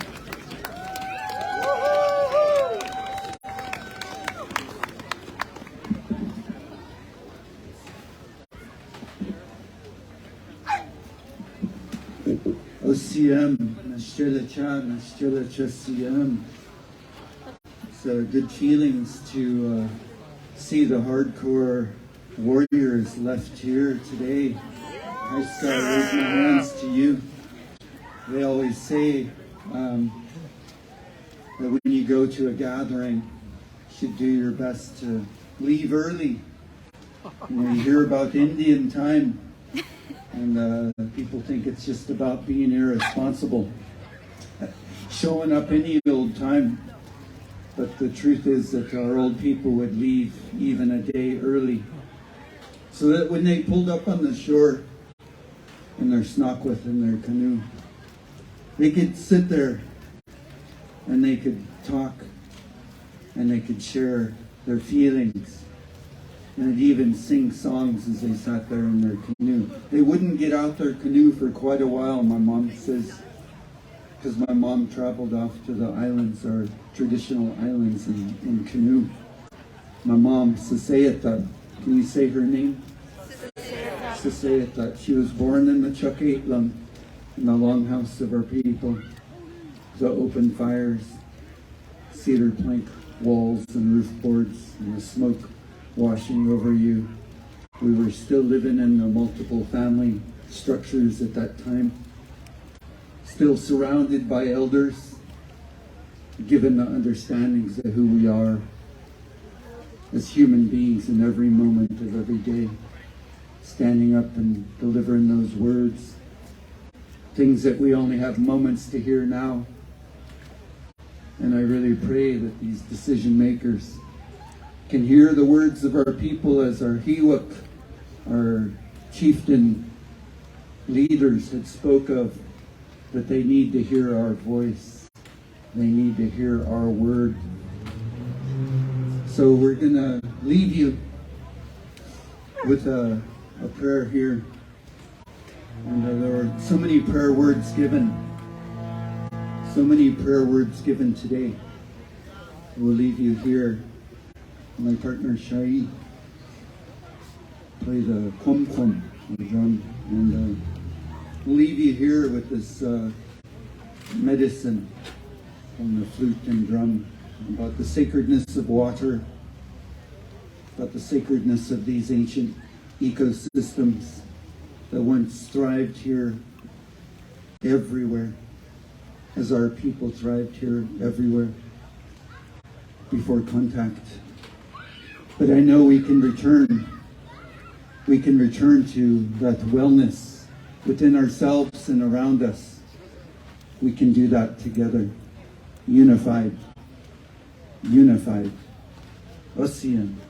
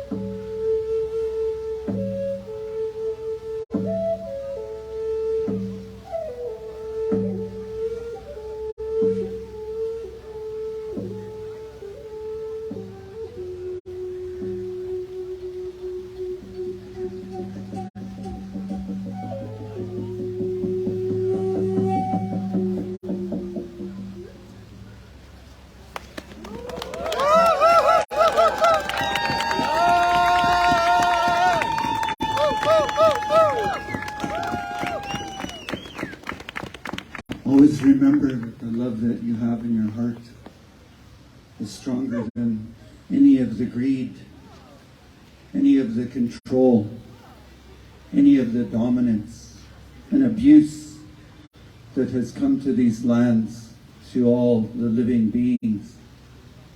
We've seen so much harm, our people, our First Peoples, and yet we still continue to give. We still continue to share what we've always shared, because greed was illegal on these lands for many thousands of years. And the potlatching ways of our people, our intellectual, spiritual house leader people in the families in which I come from, would self-impoverish. They would give everything, gather for 2 years. 2 years, gather things, 26 moon cycles, only to give it all away, except for a few ceremonial items. So something that settler colonial world can learn from: how to love, how to give, what a human being looks like in the ways of taking care of Mother Earth and being unseparated from even the water. Ocean, Haiska. Thank each and every one of you, and we'll see you all again. Love each and every one of you. Omasista.